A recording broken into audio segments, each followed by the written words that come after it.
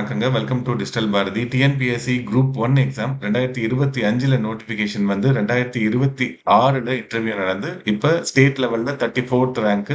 So ஒரு பெரிய போஸ்ட்டை எதிர்பார்த்து நம்மளுடைய ஆரோக்கிய புஷ்பராஜ் எதிர்பார்த்துட்டு இருக்கிறாரு. ஸோ அவரை பத்தி அவருடைய இன்டர்வியூ அனுபவங்கள் எப்படி இருந்தது அப்படின்றதுக்காக இந்த வீடியோங்க. சார் வணக்கம் சார். வணக்கம் சார், நல்லா இருக்கீங்களா? சார் நல்லா இருக்கேங்க. நீங்க நல்லா இருக்கீங்களா? ரொம்ப நல்லா இருக்காங்க. சூப்பருங்க சார். சார் இந்த எக்ஸாம்க்குள்ள எப்படி வந்தீங்கங்க நீங்க? எனக்கு ஆக்சுவலி இது ஒரு சின்ன வயசு ட்ரீம்லாம் இல்ல ஆக்சுவலி. நான் காலேஜ் படிக்கிற வரையுமே வந்து சிவில் சர்வீஸ் வரணும் அப்படிங்கிறதெல்லாம் இல்ல. எனக்கு வந்து நிறைய வேற வேற கனவுகள் ஒவ்வொரு காலகட்டத்திலயும் இருந்துச்சு. ஸ்கூல் படிக்கும்போது பேசிக்கலா வந்து நான் டைரக்டர் ஆகணும்னு தான் ஆசைப்பட்டேன். 6th 7thலலாம் நான் கதை தான் எழுதிட்டு இருந்தேன்.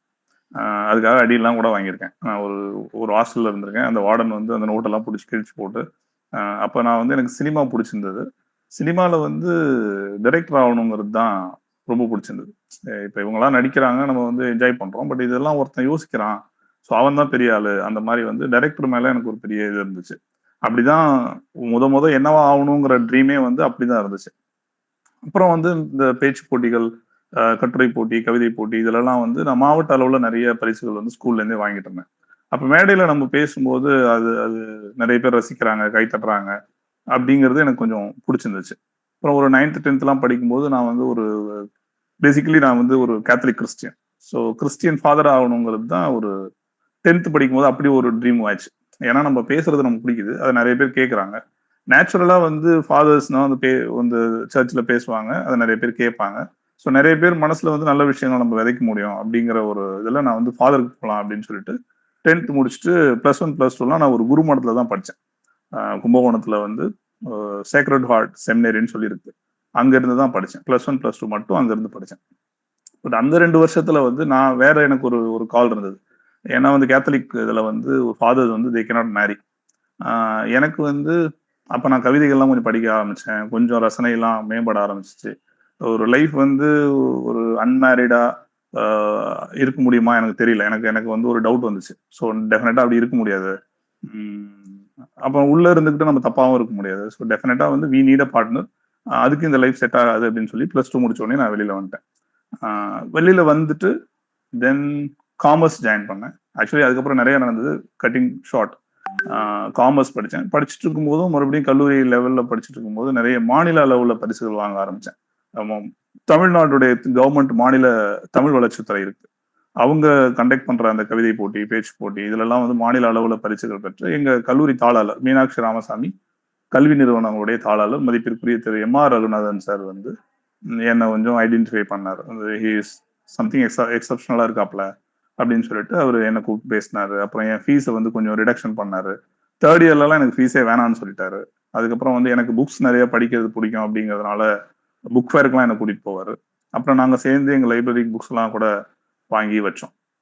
அவர் என்னுடைய இதை வந்து புரிஞ்சுக்கிட்டு நீங்க வந்து சிவில் சர்வீஸ்லாம் கூட ட்ரை பண்ணலாம்ப்பா. ஏன்னா வந்து உங்களுக்கு சமூகத்தின் மேல ஒரு பெரிய அக்கறை இருக்குது.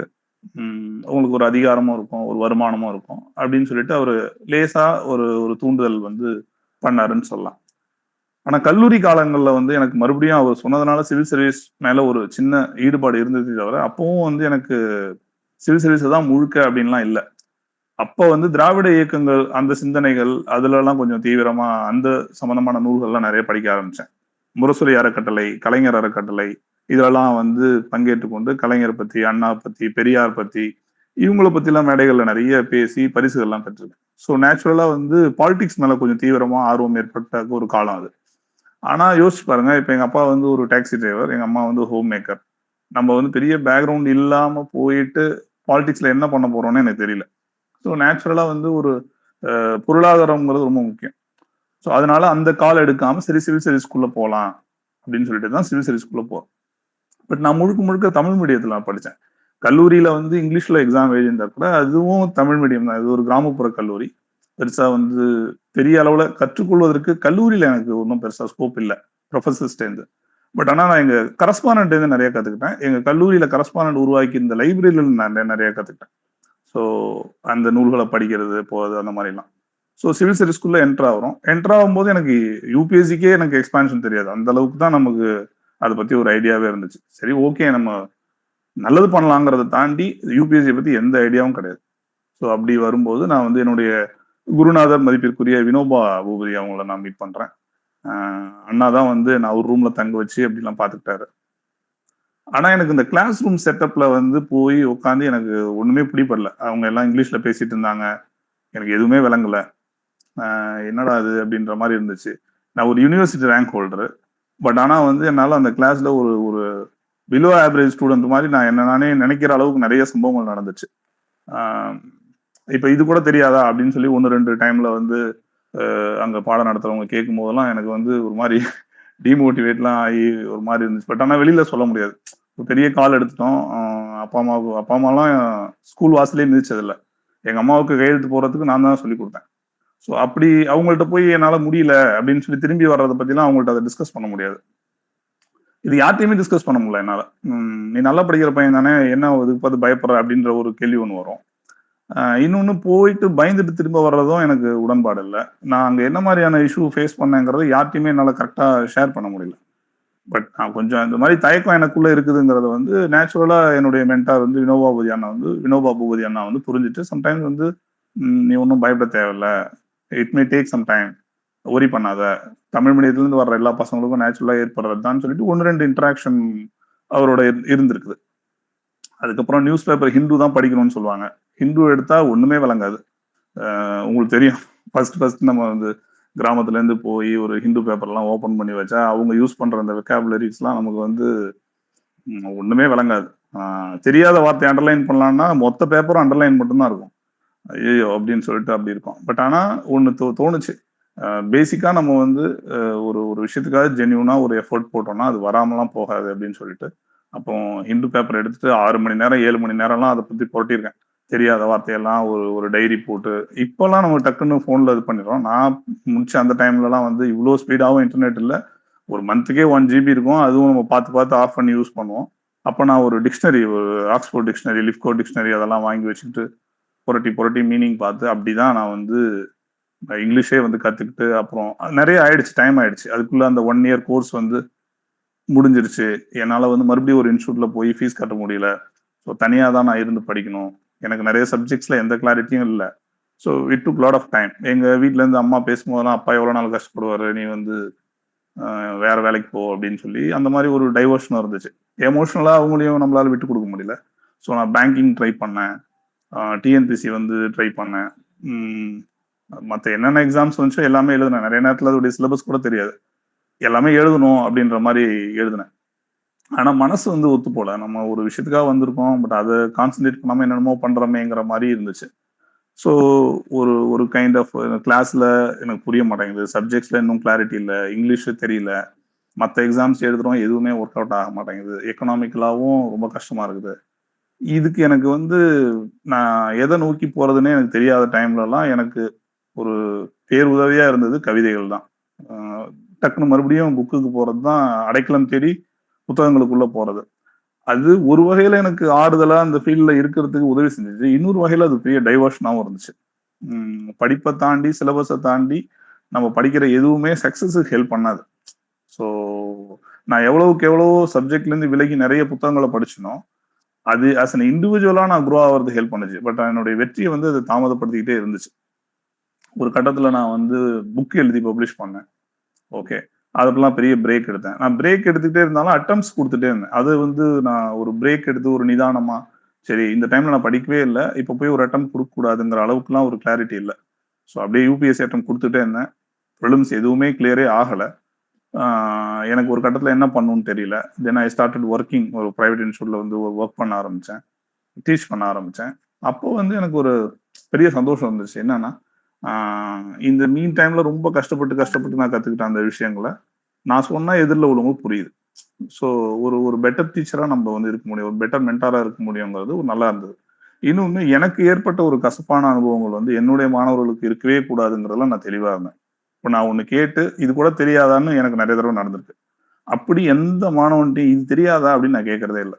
ஒரு ஒரு இன்சிடென்ட் ஒன்று சொல்லுவேன். நான் ஒரு டைம்ல நான் வந்து ஒரு ஃபர்ஸ்ட் கிளாஸ் இன்ஸ்டியூட்ல நடத்திட்டு இருக்கேன், ஒரு இன்ட்ரோ கிளாஸ். அப்ப சிலபஸ் முக்கியம், ப்ரீவியஸ் இயர் கொஸ்டின் முக்கியம் நம்ம சொல்லுவோம். அந்த டேர்ம் வந்து டெஃபினட்டா சொல்லுவோம். அந்த மொத்த செஷனும் முடிஞ்சிட்டு ஒரு 2 பசங்க வந்து, சார் சிலபஸ் முக்கியம்னு சொன்னீங்க, சிலபஸ்னா என்னன்னு கேட்டாங்க. இதை நீங்க நம்ப மாட்டீங்க. பட் ஆனால் நடந்தது. அங்கே கூட ஒரு இன்னும் ஒரு 4 பேர் இருந்தாங்க. அந்த ஒரு 4 பேர்ல வந்து ஒரு 3 பேர் லேசா ஒரு சிரிக்கவே ஆரம்பிச்சிட்டாங்க. பட் நான் வந்து எனக்கு சிரிக்கல. ஏன் அப்படின்னா எனக்கு அது நடந்திருக்கு. ஒண்ணு தெரியல அப்படின்னாக்க, வாத்தியார் இது கூட தெரியல அப்படின்னு சொன்னா அந்த பையனுடைய மனநிலை என்னவா இருக்குங்கிறத நான் அண்டர்கோ பண்ணியிருக்கேன். ஸோ ஒன்றும் இல்லைப்பான்னு சொல்லிட்டு அவங்கள அனுப்பிச்சு விட்டுட்டு, சிலபஸ்னா இதுதான் ஒரு பாடத்திட்டம். ஒரு புத்தகத்துல ஒரு இண்டெக்ஸ்ல இந்த புக்ல என்னென்னலாம் இருக்குன்னு இருக்குல்ல, அந்த மாதிரி இந்த எக்ஸாமுக்கு எதெல்லாம் படிக்கணுங்கிறது மாதிரின்னு அதுக்கு அவனுக்கு ஒரு விளக்கம் கொடுத்து நான் அனுப்பிச்சு விட்டேன். ஸோ அஸ் மென்டாரா வந்து ஜேர்னி அப்படி போயிட்டு இருந்தது.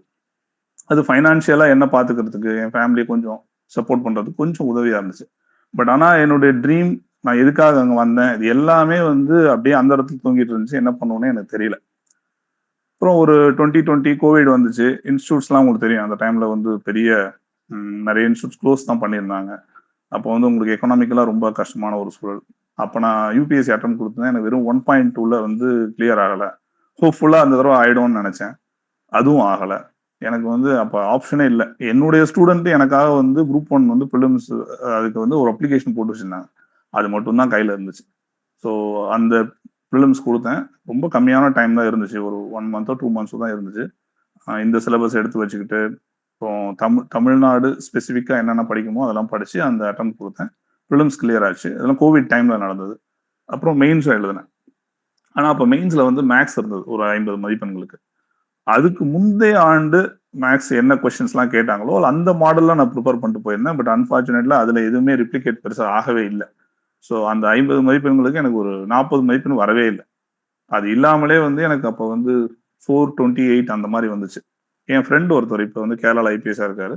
அந்த பையனுக்கும் அதே ஈக்குவலா வந்துச்சு. ஆனா அவர் வந்து 50 அவுட் ஆஃப் 50 எடுத்திருந்தாப்ல. நான் 50க்கு 40 தான் எடுத்திருந்தேன். பட் ஸ்டில் மத்த சப்ஜெக்ட் எல்லாம் சேர்த்து எனக்கு அந்த மார்க் வந்தது. அப்ப வந்து அவரு என்ன சொன்னாப்லன்னா, ஆனா நீங்க வந்து டெஃபினட்டா யூபிஎஸ்சி ஒரு ஒரு சாலிடான ஒரு அட்டெம்ப்ட் குடுங்கண்ணா. வந்து அங்க ரிவார்ட் கிடைக்கும்.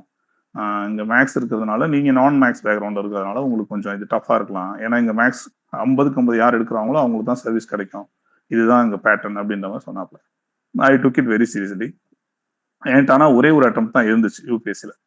ஸோ சரி அதை கொடுக்கலாம் அப்படின்னு சொல்லிட்டு, ஆனா அடுத்த குரூப் 1 வந்துச்சு. அடுத்த குரூப் 1ம் கொடுத்தேன். அப்பயும் ப்ரிலிம்ஸ் கிளியர் பண்ணேன். அப்பவும் மெயின்ஸ் எழுதுனேன். அந்த டைம்ல என்னன்னா, மேக்ஸுக்கு மட்டும் ரொம்ப நிறைய இம்பார்ட்டன்ஸ் கொடுத்து, ஏன்னா மற்ற எல்லா சப்ஜெக்ட்டுமே நம்ம ரொம்ப வருஷம் போராடி படிச்சு வச்சிருக்கோம். ஒவ்வொரு சப்ஜெக்டை பத்தி என்ன கேட்டாலும் நம்மளால எழுத முடியற அளவுக்கு ஒரு ஒரு நாலேஜ் இருக்குது. ஆனா மேக்ஸ் மட்டும் செட் ஆகல. அப்ப அதுக்கு வந்து நிறைய ஒர்க் பண்ணி அந்த தடவை 50க்கு 40 எடுத்திருந்தேன். பட் ஸ்டில் எனக்கு ஒரு 4 மார்க்ல அப்ப சர்வீஸ் இல்லை. அது இன்டர்வியூ கால் வரல. எனக்கு என்ன சொல்றதுனே தெரியல. என்னடா அப்படின்ற மாதிரி இருந்துச்சு. தென் அகைன் மறுபடியும் ஒரே ஒரு அட்டெம்ப்ட் தான் இருக்குது யூபிஎஸ்சி. சரி அதை சாலிடா கொடுத்துடலாம் அப்படின்னு சொல்லிட்டு நான் முடிவு எடுக்கிற அந்த டைம்ல நான் ஏற்கனவே எழுதி வச்சிருந்த அந்த குரூப் 2A அது ப்ரிலிம்ஸ் கிளியரா இருந்தது, மெயின்ஸ் கிளியரா இருந்தது. அது ரிசல்ட் வந்துருந்துச்சு. ஸோ அந்த வேலையை நான் கையில எடுக்கிறேன். அதாவது அது வந்து group 2A junior cooperative auditor. அந்த பொசிஷன் வந்து கையில வாங்குறேன். வித்தின் 15 டேஸ்க்குள்ள எனக்கு வந்து யூபிஎஸ்சி ப்ரிலிம்ஸ் வருது. இந்த தடவை ரொம்ப சீரியஸா இந்த ஒரு அட்டெம்ப்ட் தான் கையில இருக்குன்னு சொல்லிட்டு அதை கொடுத்தேன். யூபிஎஸ்சி ப்ரிலிம்ஸ் கிளியர் ஆச்சு. தென் வந்து யூபிஎஸ்சி மெயின்ஸ் கிளியர் ஆச்சு. தென் யூபிஎஸ்சி இன்டர்வியூல வந்து 190 மார்க்ஸ் கிடைச்சது. ஒரு 6 மார்க்ல எனக்கு சர்வீஸ் வந்து கிடைக்கல. ஸோ அதான் என்னுடைய லாஸ்ட் அட்டெம்ப்ட்ல ஒரு 6 மதிப்பெண்கள்ல சர்வீஸ் கிடைக்கல. அப்படியே எனக்கு வந்து என்ன சொல்றதுனே தெரியல. ஏறக்குறைய ஒரு ஒரு 10 ஆண்டுகள் 12 ஆண்டுகளுக்கு மேலான ஒரு ஒரு பயணம். கண்டினியூஸா தோல்வி மட்டும்தான். ஒண்ணுமே தெரியாத இடத்துல இருந்து வந்து, ஒண்ணுமே தெரியாதுன்னா யூபிஎஸ்சி பத்தி எதுவும் தெரியாம வந்து ஆங்கிலம் கத்துக்கிட்டு, யூபிஎஸ்சி இன்டர்வியூ ஃபுல்லாவே நான் வந்து இங்கிலீஷ்ல தான் கொடுத்தேன். யூபிஎஸ்சி மெயின்ஸ் எல்லாம் நான் இங்கிலீஷ்ல தான் எழுதினேன். Accept Tamil optional. இதெல்லாம் தான் எதுவுமே என்னன்னே தெரியாத ஒரு காலம் இருந்துச்சு. அதெல்லாம் மாத்தி உழைச்சி இந்த இடத்துக்கு வந்தோம். பட் ஆனா ஒரு 6 மார்க்ல சர்வீஸ் மிஸ் ஆயிடுச்சு. இனிமே அந்த ஆப்பர்ச்சுனிட்டி நம்மளால கிரியேட் பண்ணவே முடியாது. ஸோ மறுபடியும் வந்து விதின் ஒரு 1 மந்த்துக்குள்ள ஒரு ப்ரிலிம்ஸ் எழுதி, அப்பெல்லாம் நான் வேலையில இருந்தேன். வேலையில இருந்துகிட்டு ஒரு ஒரு பஸ்ல போகும்போது, வரும்போது, பஸ் ஸ்டாண்ட்ல நிக்கும்போது, இப்படிதான் அந்த ப்ரிலிம்ஸே என்னால எழுதினேன். இப்ப நான் அந்த பாஸ் பண்ணியிருக்கிற இந்த எக்ஸாமுடைய ப்ரிலிம்ஸ் வந்து ஒர்க்ல இருந்துகிட்டே நான் படிச்ச ப்ரிலிம்ஸ் தான். ரொம்ப ரொம்ப ஹார்ட் டைம் அது. ஆக்சுவலி ஃபைனான்ஷியலாவும் சரி, அந்த அந்த அந்த ஹார்ட் பிரேக்ல இருந்து வெளியில வரல. Family, so lot of issues were there. அதுக்கப்புறம் ப்ரிலிம்ஸ் ஆச்சு. முடிச்சுட்டு மறுபடியும் ஒர்க் தான் பண்ணிட்டு இருந்தேன். மெயின்ஸ் ரிசல்ட், அதாவது ப்ரிலிம்ஸ் ரிசல்ட் வந்து மெயின்ஸுக்கு அவங்க ஒரு 3 மந்த்ஸ் கொடுப்பாங்கல்ல, அது வரைக்குமே எனக்கு மெயின்ஸுக்குலாம் நான் பெருசாக என்னால் ப்ரிப்பேர் பண்ண முடியல. நான் வந்து ஒர்க் பண்ணிட்டு இருந்தேன். அதுக்கப்புறம் தான் நான் ஸ்டார்ட் பண்ணேன். பட் ஆனால் அப்போ நான் லீவ் போட்டேன். ஸ்டார்ட் பண்ணிட்டு வந்து போன யூபிஎஸ்சி மெயின்ஸுக்கு என்னெல்லாம் நம்ம பண்ணோமோ அதை நம்மளால திரும்ப பண்ண முடியும். பட் வந்து ப்ரிலிம்ஸுக்கு நம்ம இண்டிவிஜுவலா படிச்சோம், நம்ம எந்த இன்ஸ்டியூட் போல. மெயின்ஸுக்கும் நம்ம எந்த இன்ஸ்டியூட்டுக்கும் கோச்சிங்லாம் போக போறதில்ல. பட் எழுதி திருத்தி வாங்கிக்கிறதுக்கு, ஏன்னா இப்ப எனக்கு என் ஆன்சரை பார்த்தா நல்லா கூட தெரியும். அதுல மேபி ஏதாவது வேல்யூ அடிஷன் பண்ணோம்னா அது இன்னொருத்தவங்க என் பேப்பரை பார்த்தா அது சரியா இருக்கும். ஸோ அதுக்காக நான் வந்து ஒரு சங்கர் ஐஏஎஸ் அகாடமியில வந்து மெயின்ஸ் வந்து இது பண்ணிக்கிட்டேன். ஒரு ஒரு 7-8 டெஸ்ட் வரைக்குமே நான் வந்து கொஞ்சம் இன்புட்ஸ்லாம் அவங்கள்ட்ட, அதாவது பேப்பர் ஃபீட்பேக்கு நான் போனேன். அப்போ வந்து அங்க நான் ஒரு சில பேப்பர்ஸை வந்து எவாலுவேட் பண்றது மற்றவங்கள்ட்ட, ஏற்கனவே சர்வீஸ்ல இருக்கிறவங்கள்ட்ட கொஞ்சம் நான் என் பேப்பரை அனுப்பி வாங்கினேன், ஃபீட்பேக் வாங்கினேன். குறிப்பா வந்து பிரபு டிஎஸ்பி சார்னு ஒருத்தவங்க, அப்புறம் மணிமொழியன் டிஎஸ்பி அவங்க, பூமா டெப்யூட்டி கலெக்டர் இவங்க, இவங்ககிட்டலாம் என்னுடைய பேப்பரை அனுப்பிச்சேன். உங்களுக்கு கூட என் பேப்பர் அனுப்பிச்சிருக்கேன், நீங்க பார்த்துருக்கீங்க.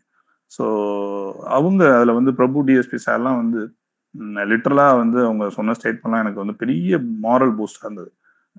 இவ்வளோ நல்ல ஆன்சரை நான் பார்த்ததே இல்லைங்க, வந்து டெஃபினட்டா நீங்க சர்வீஸ்ல தான் இருக்கணும், அந்த இவ்வளோ வெரைட்டி நீங்க வந்து கொடுக்குறீங்க, இவ்வளோ அந்த இன்ஸ்டன்டா உங்களால இவ்வளோ சொல்யூஷன்ஸ்லாம் நிறைய ப்ராப்ளம்ஸ் கொடுக்க முடியுது, நீங்க சர்வீஸ்ல வரணும்னு நான் ரொம்ப ஆத்மாத்மா விரும்புறேன் அப்படின்னு சொல்லி பிரபு டிஎஸ்பி சார் சொன்னாங்க. ஸோ டெஃபினட்டா நான் வந்து இந்த நேரத்தை பயன்படுத்தி அவருக்கு நான் ஒரு நன்றி சொல்லணும்.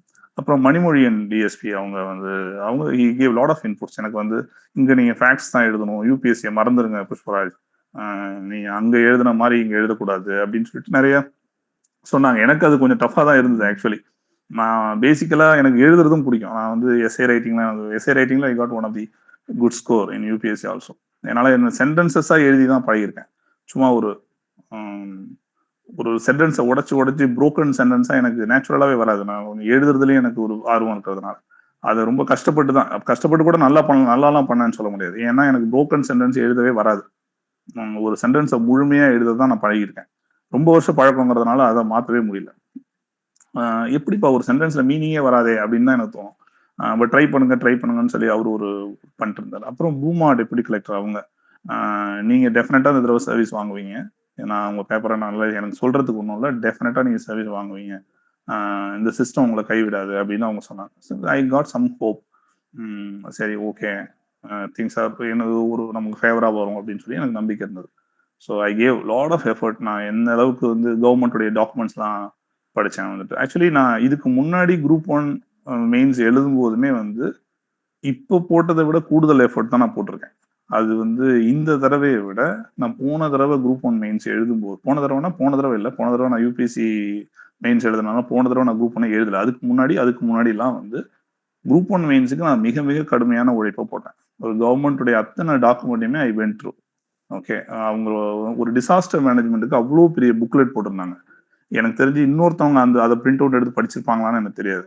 பட் நான் அதெல்லாம் எடுத்து வச்சுட்டு கவர்மெண்ட் என்ன பண்றாங்கன்னு சொல்லிட்டு, கவர்மெண்ட் வந்து ஒரு என்ன ரிலீஸ் பண்ணாலும் அதை எடுத்து படிச்சுட்டே இருந்தேன்.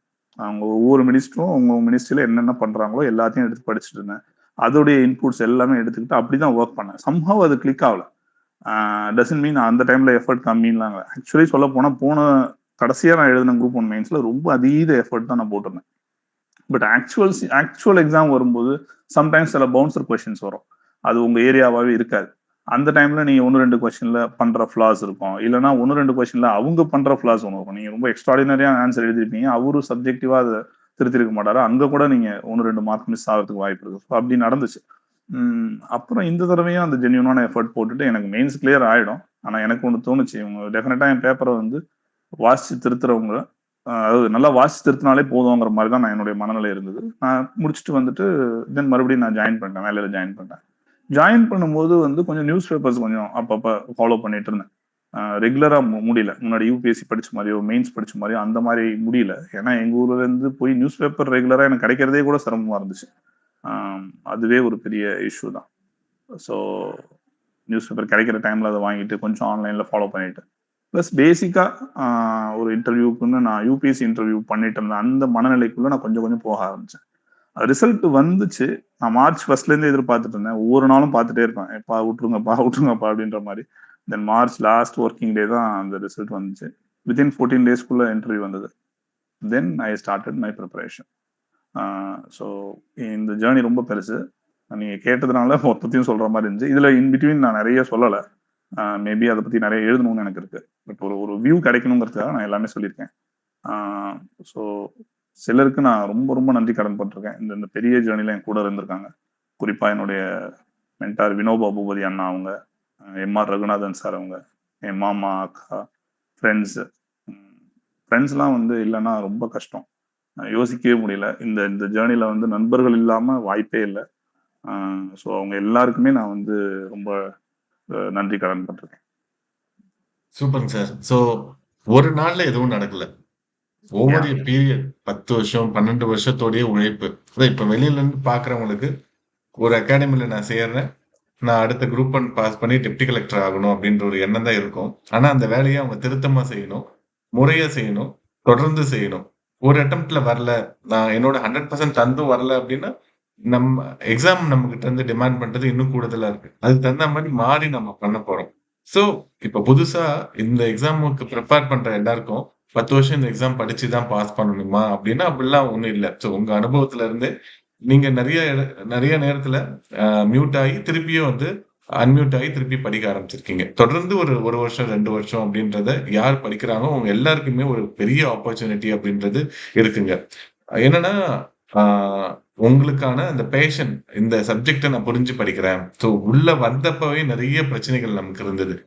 இது நான் யுபிஎஸ்சி கிளாஸ் தான் ஃபர்ஸ்ட் சேர்ந்தேன். 2008ல நினைக்கிறேன். 2007ல டிகிரி முடிச்சேன். அப்புறம் இன்ஃபோசிஸ்ல வேலை செஞ்சேன். ஸோ இது நம்மளுக்கான இடம் இல்ல அப்படின்ட்டு நான் ஃபர்ஸ்ட் டே போனோனே தெரிஞ்சிருச்சு. யுபிஎஸ்சி கிளாஸ் போய் சேரலாம் அப்படின்ட்டு நான் பிரபா ஐஏஎஸ் அகாடமி அண்ணா நகர்ல. ஸோ அங்க போய் சேர்ந்தப்ப எல்லாமே இங்கிலீஷ்ல இருந்தது. சரி நம்ம பெரிய காலேஜ்ல தான் படிச்சோம்.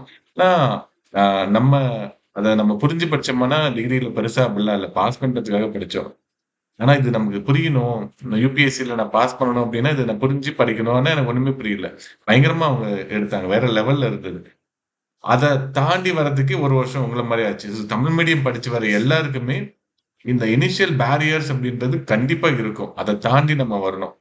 அ கண்டிப்பா ஒரு லாங்குவேஜ் ஸ்கில் தேவையான கண்டிப்பா தேவை. இப்போ உங்கள மாரி இன்டர்வியூல போய் பேசுறதுக்கும், இன்டர்வியூல உங்களுக்கு இப்போ குரூப் ஒன் இன்டர்வியூலயே மோஸ்ட் ஆஃப் த மெம்பர் வந்து அவங்க வந்து இங்கிலீஷ்ல தான் பேசியிருப்பாங்க இல்லைங்களா? ஸோ அதுக்கு நம்ம எப்படி ரெஸ்பாண்ட் பண்றோம் அப்படின்றது ரொம்ப முக்கியம்.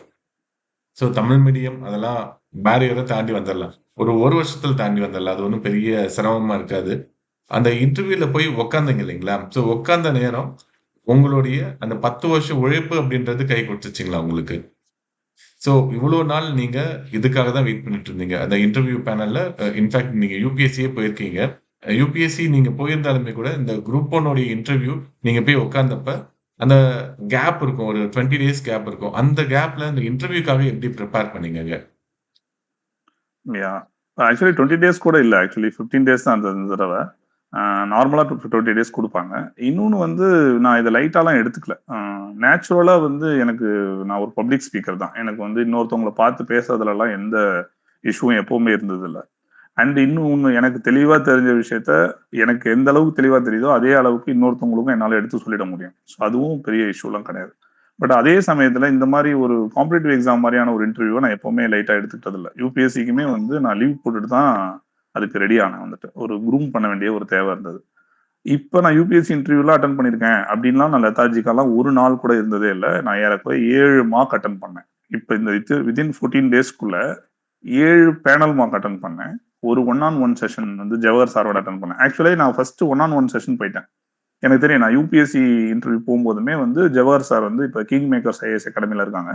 அவங்களோட ஒரு one on one session attend பண்ணேன். எந்த ப்ரிப்பரேஷனும் இல்லாம நேரா போய் அவர் முன்னாடி உட்கார்றது தான் என்னுடைய பிளான். ஏன்னா நான் ரொம்ப நாளா வந்து வேலையில ஒர்க் பண்ணிட்டு இருக்கேன். இந்த இந்த ஃபீல்டே என்னால ஃபாலோ பண்ண முடியல. கேப் இருக்கும்போது மெயின்ஸ் எழுதுறேன். அதுக்கப்புறம் நான் என்னுடைய ரொட்டீன் போயிடுறேன். அப்படி இருக்கும்போது எனக்கு நேச்சுரலா சில கேப்ஸ் இருக்கும். சில பேசிக்கே நமக்கு தெரியாம அது தெரியாதுன்னா இந்த சென்ஸ் வந்து அந்த கேட்கிற டைம்ல நமக்கு சொல்ல தெரியாது.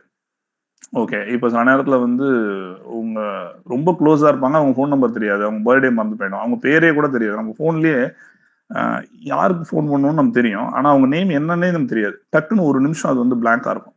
ஸோ அந்த மாரி நம்ம பிளாங்க் ஆகுற ஒரு டைம் வந்து ஏற்படும். நான் வந்து அந்த ஜவஹர் சார் போகும்போது எதுவுமே ப்ரிப்பேர் பண்ணாம போவோம்.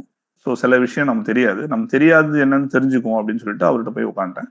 அதே மாரி தான் இப்ப நீங்க கச்சத்தீவு எப்ப வந்து குடுத்தாங்க அப்படின்னு சொல்லி கேட்டாரு. எனக்கு 1984 எனக்கு நேச்சுரல் 74ங்கிறத பல தடவ படிச்சாச்சு. ஆனா 84ன்னு சொன்னேன். 74ன்னு உடனே அவர் சொன்னாரு. இது வந்து என்னன்னா, இது ஒரு பெரிய மேஜர் மிஸ்டேக்ஸ்லாம் கிடையாது. பட் நம்மளுடைய அந்த கேப்ஸ் தெரிஞ்சுக்கிறதுக்கு ஒரு செஷன் தேவைப்படுது. அத நம்ப கூச்சமே படாம அட்டெண்ட் பண்ணணும். ஏன்னா வந்து சீனியர் பீப்பிள் அவங்க. அவங்க நெறைய ஆங்கிள்ல இருந்து கொஸ்டின் கேட்பாங்க.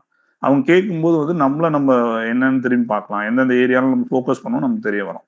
ஸோ அவரு கேட்ட அந்த அந்த ஒன் ஆன் ஒன் செஷன்ல கேட்ட கொஸ்டின்ஸ வச்சுக்கிட்டு நான் அப்புறம் பிரிப்பேர் பண்ண ஆரம்பிச்சேன். ஒவ்வொரு நாளுமே பிரிப்பரேஷன் டெய்லி வந்து நான் மாக் அட்டெண்ட் பண்ணேன். வெற்றி ஐஏஎஸ் அகாடமில மாக் அட்டெண்ட் பண்ணேன். சங்கர் ஐஏஎஸ் அகாடமில மாக் அட்டெண்ட் பண்ணேன்.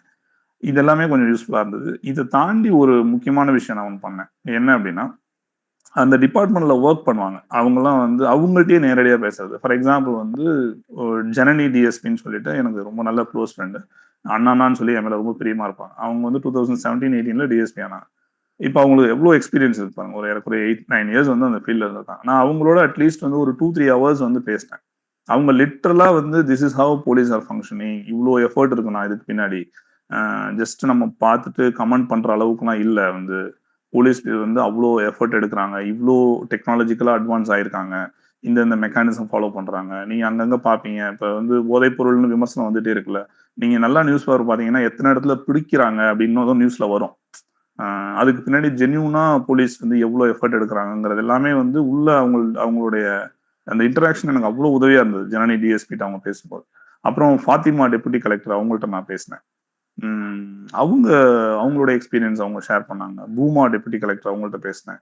பிரபு டிஎஸ்பி சார் அவங்கள்ட்ட பேசினேன். மணிமொழியன் சார் அவங்கள்ட்ட பேசினேன். ஸோ நெறைய அந்த துறை சார்ந்த உங்கள்ட்ட வந்து நான் இன்டராக்ட் பண்ணிட்டே இருந்தேன். நம்ம ஒண்ணும் பண்றதில்ல.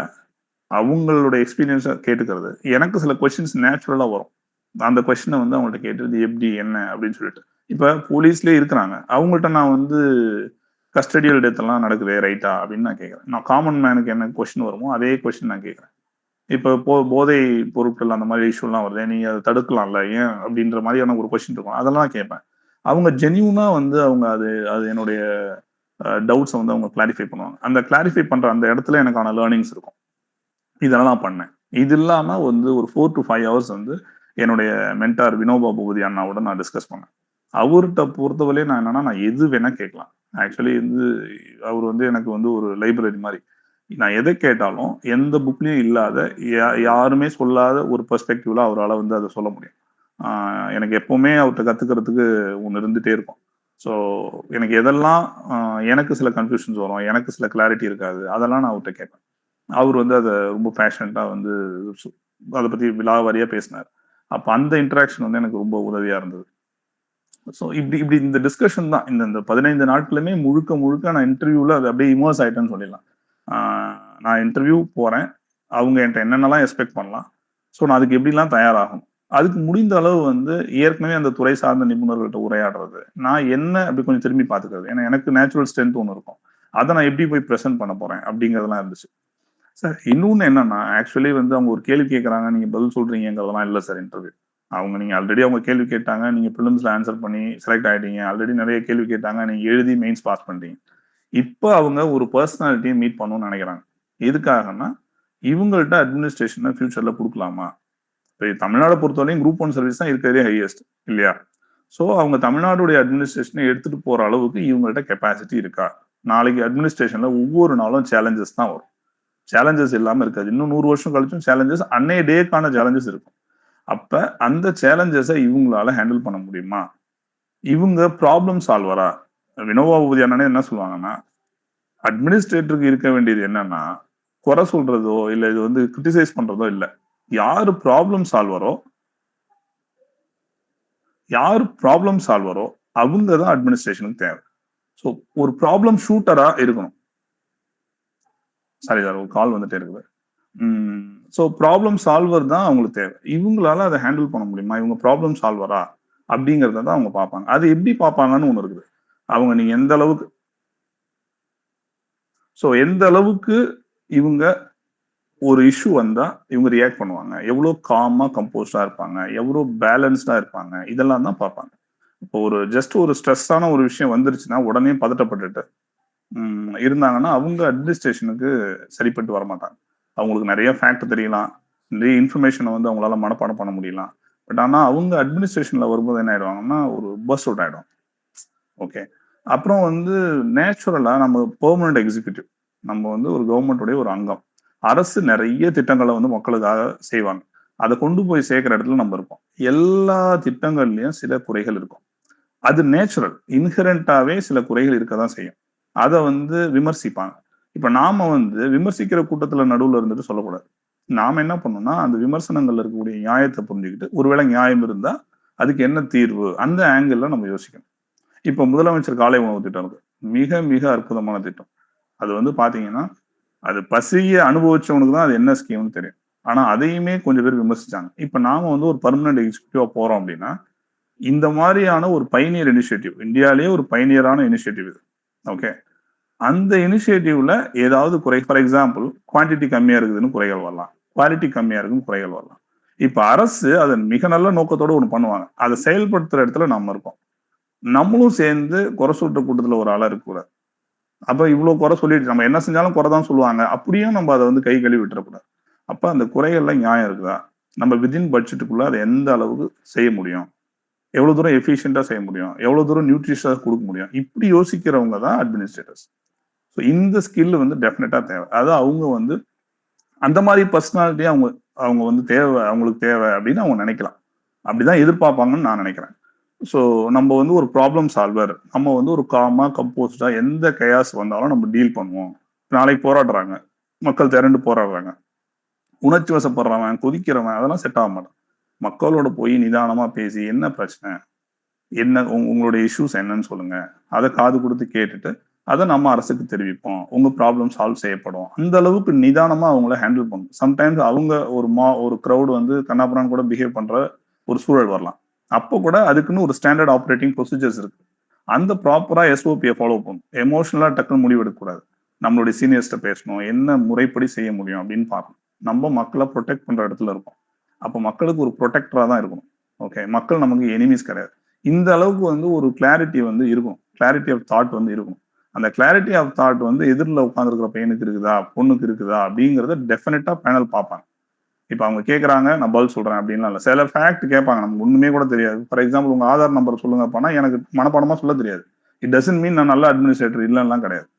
அந்த ஃபேக்ட் வந்து நான் ஏன் எதெல்லாம் ஸ்டோர் பண்ணி வைக்கணும், எதெல்லாம் வைக்க முடியாதுன்னு இருக்குல்ல. இதெல்லாம் வைக்கணும்லாம் கிடையாது. தெரிஞ்சா நல்லது. தெரியலன்னா ஒன்றும் ப்ராப்ளம் இல்லை. ஒரு ஒரு பர்டிகுலர் சம்டைம்ஸ் நமக்கு தெரிஞ்சவங்களுடைய பர்த்டே மறந்து போயிடுவோம். இப்ப நீங்க ஒய்ஃபோடைய பர்த்டே எல்லாம் தெரியாம திட்டுலாம் வாங்கிறீங்களா சார்? டக்குனு மறந்து போயிடுவீங்க. ஸோ இதெல்லாம் நேச்சுரலா நடக்கும்.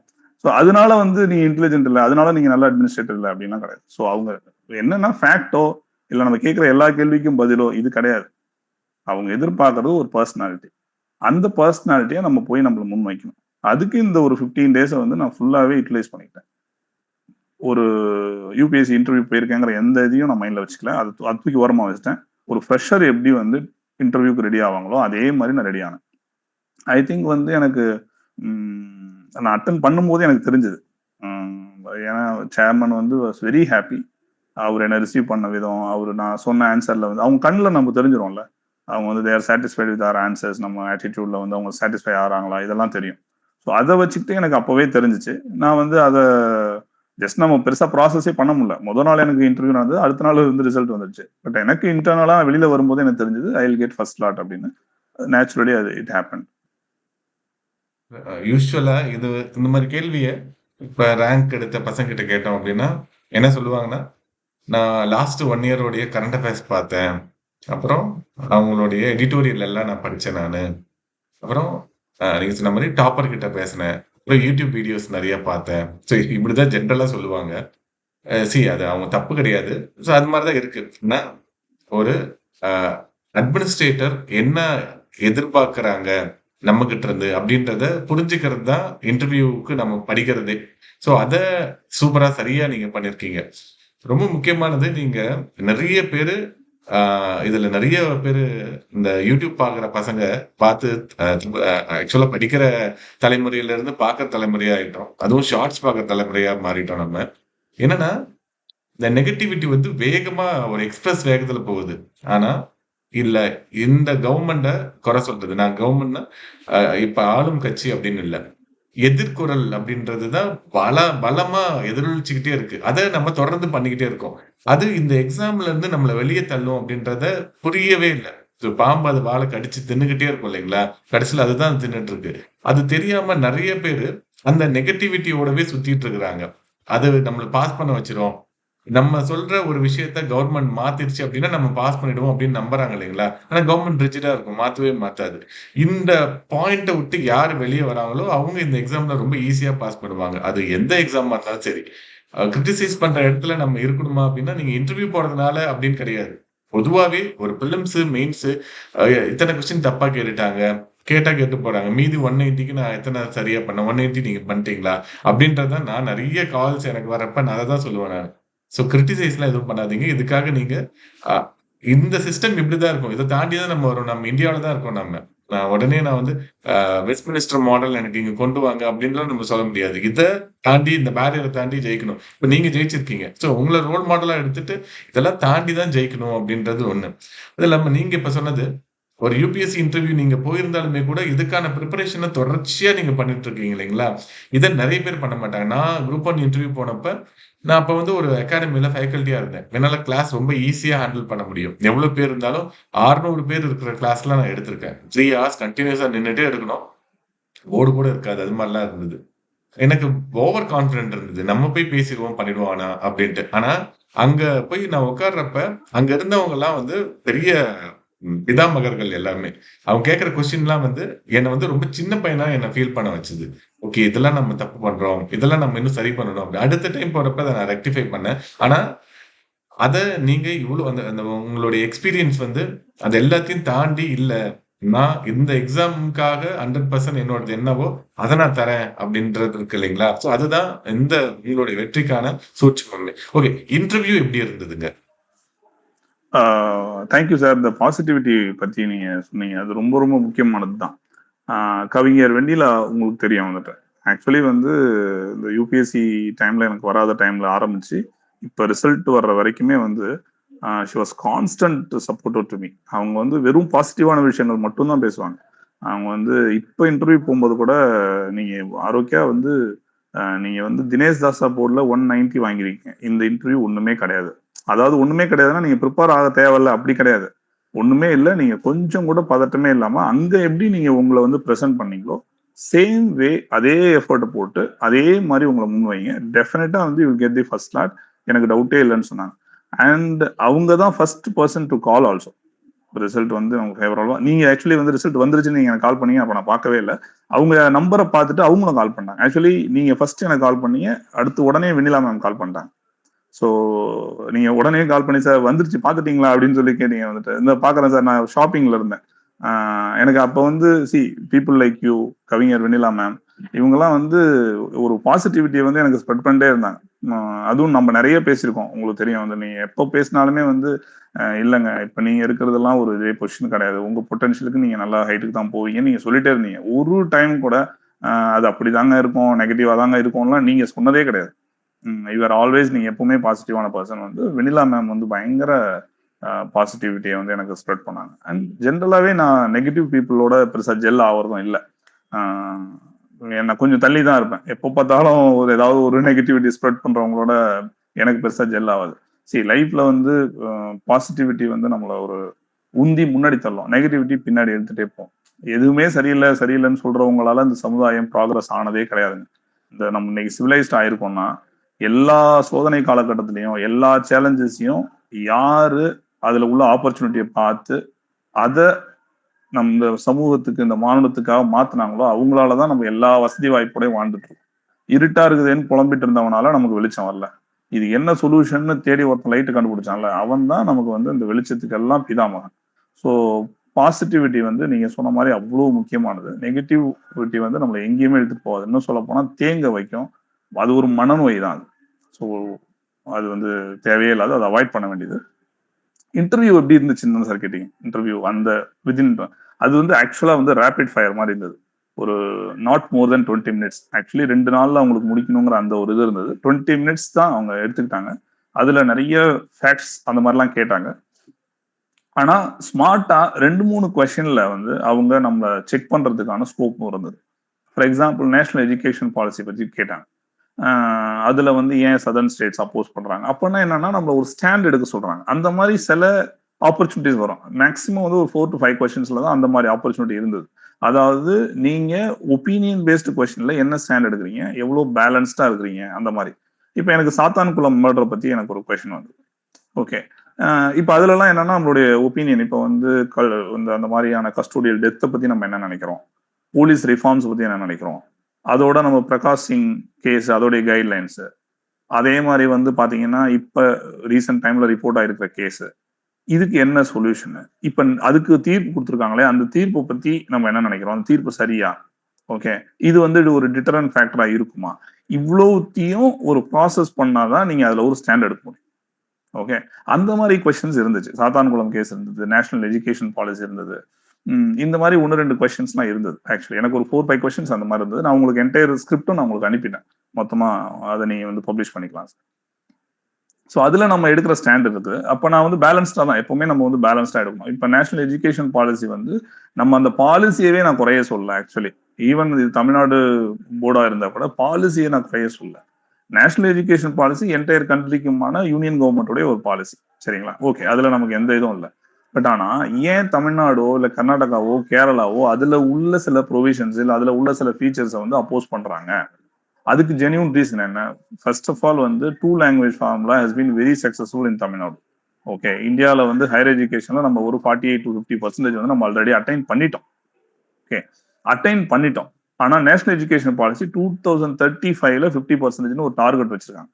அவங்க டார்கெட் வச்சிருக்கிறதுக்கு 15 வருஷத்துக்கு முன்னாடி ஒரு ஸ்டேட் அதை அட்டைன் பண்ணிச்சு. அப்ப நம்ம வேற ஒண்ணு நல்லா பண்ணிட்டு இருக்கோம்னு அர்த்தம். யா, அப்ப நமக்கு நம்ம ஸ்டேட் ஸ்பெசிபிக்கா கஸ்டமைஸ்டா ஸ்டேட் எஜுகேஷன் பாலிசின்னு ஒன்று உருவாக்கி நம்ம மாநிலத்துக்கு எது சூட் ஆகுமோ, இப்ப நம்மளுடைய எஜுகேஷனும் பீகாரோட எஜுகேஷனும் யூபியோட எஜுகேஷனும் ஒண்ணு கிடையாது. இந்தியாவே வந்து யூனிஃபார்மா நம்ம இந்தியாவை பார்க்க முடியாது.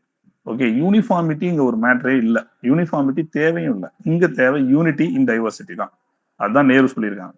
ஸோ இந்த national education policy one side ஸ்விட்ச் ஃபார் ஆல் அப்ரோச் வந்து அது தேவையில்லை. இப்ப கர்நாடகால ரீசெண்டா நீங்க பார்த்திருப்பீங்க, எங்களுக்கு வந்து 3rd லாங்குவேஜ் தேவையில்லை. ஆசர் ரிப்போர்ட் படி, இந்த பிரதாம் என்ஜிஓடைய ஆசர் ரிப்போர்ட் படி பசங்களுக்கு 5th படிக்கிறவனுக்கு வந்து 3rd ஸ்டாண்டர்ட் புக்கை வாசிக்க முடியல, 3rd ஸ்டாண்டர்ட் மேக்ஸை போட முடியல. அப்ப வி நீட் மோர் டைம். எதுக்கு? இதுக்கே நமக்கு நிறைய டைம் தேவைப்படுது. பசங்களுக்கு வந்து ஒரு பேசிக் மேக்ஸையும் சயின்ஸையும் இங்கிலீஷையும் சொல்லி கொடுக்கறது டைம் தேவைப்படுது. இந்த நேரத்துல அவனுக்கு அடிஷனலா ஹிந்தி கத்துக்கோ இல்ல இன்னொரு லாங்குவேஜ் கத்துக்கோன்னு ஒரு பேர்டனை போட தேவையில்லை. கர்நாடகா அப்போஸ் பண்றாங்க, நாட் ஜஸ்ட் தமிழ்நாடு.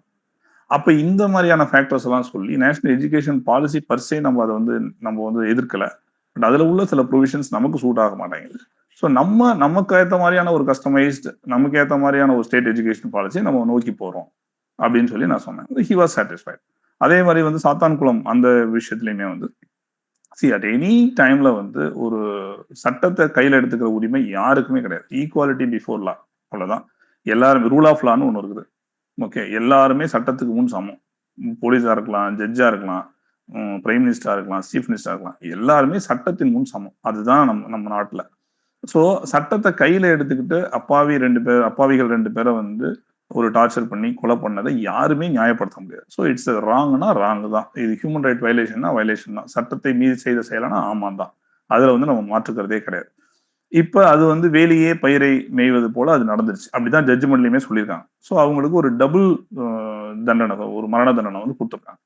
ஸோ இது எப்படி பாக்குறீங்க அப்படின்னா, எனக்கு பர்சனலி மரண தண்டனை மேல எனக்கு ஒரு நம்பிக்கை இல்லை. பட் அவங்க வாழ்நாள் முழுக்க வந்து ஒரு ஜெயில வைக்கிற மாதிரியான ஆயுள் தண்டனை மாதிரி கொடுக்கலாம்.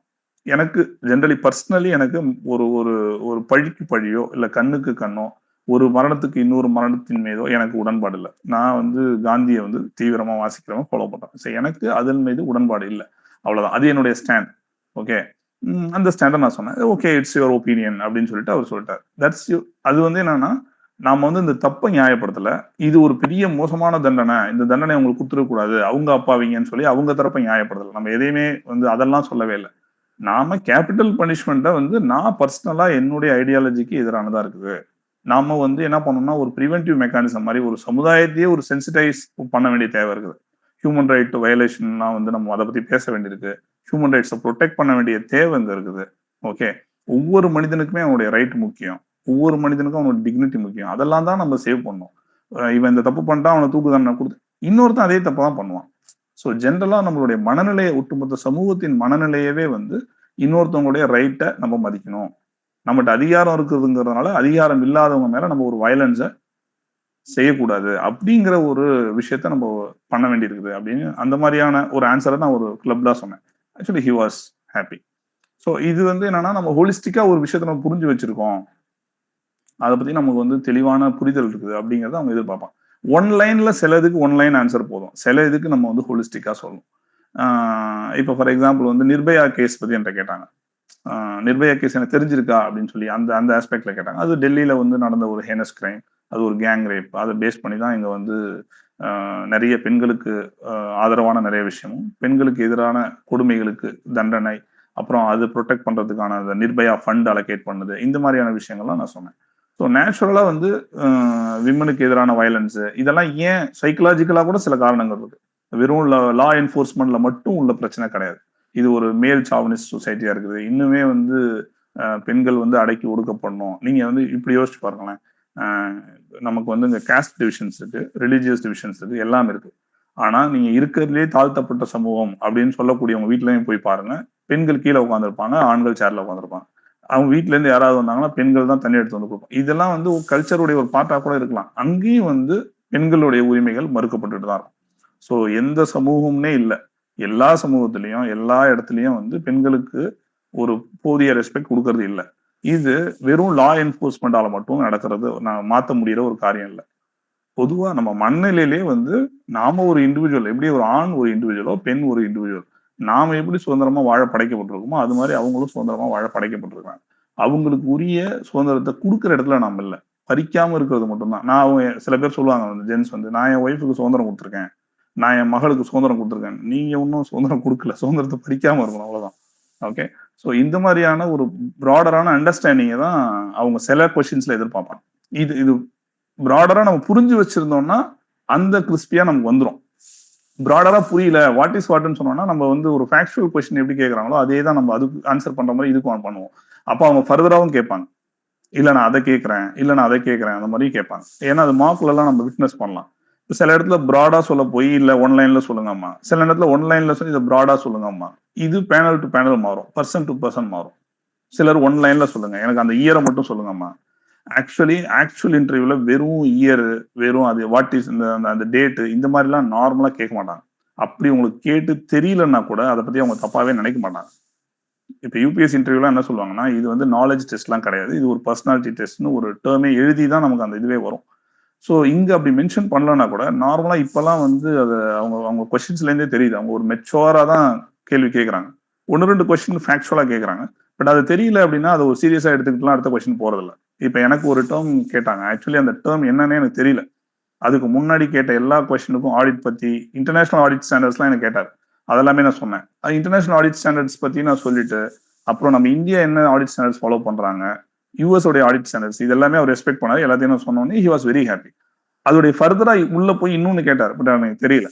பட் ஆனா அது அவருக்கு ஒரு பிரச்சனையாவே இல்லை. ஏன்னா he mood on to next question. அந்த மாதிரி ஒரு ஃபேக்ட் தெரியணுங்கிறதெல்லாம் அங்க ஒரு பொருட்டே கிடையாது. தெரியலன்னா ஜென்யூனா தெரியலன்னு சொல்றத அவங்க ரெஸ்பெக்ட் பண்றாங்க.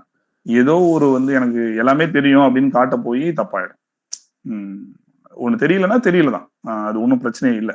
இப்போ ஃபார் எக்ஸாம்பிள் வந்து எனக்கு வந்து எஸ் ராமகிருஷ்ணன் புத்தகம்லாம் படிப்பீங்களான்னு கேட்டாங்க. படிப்பேன்னு சொன்னேன். என்னென்ன ஆத்தர்ஸ் எல்லாம் படிப்பீங்கன்னு கேட்டாங்க. நான் வந்து கவிஞர் வெண்ணிலா, மனுஷ்யபுத்திரன், ஜெயமோகன், சார்ன்வேதா, தேவதேவன், விக்ரமாதித்யன், இந்த மாதிரி ஒரு லிஸ்ட் சொன்னேன். இதெல்லாம் படிப்பேன். எஸ் ராமகிருஷ்ணனுடைய யாமும் நாவல் படிச்சிருக்கீங்களான்னு கேட்டாங்க. நான் படிச்சதில்லை. படிச்சிருக்கேன்னு நான் சொல்லக்கூடாது, நான் உண்மையிலே படிச்சதில்லை.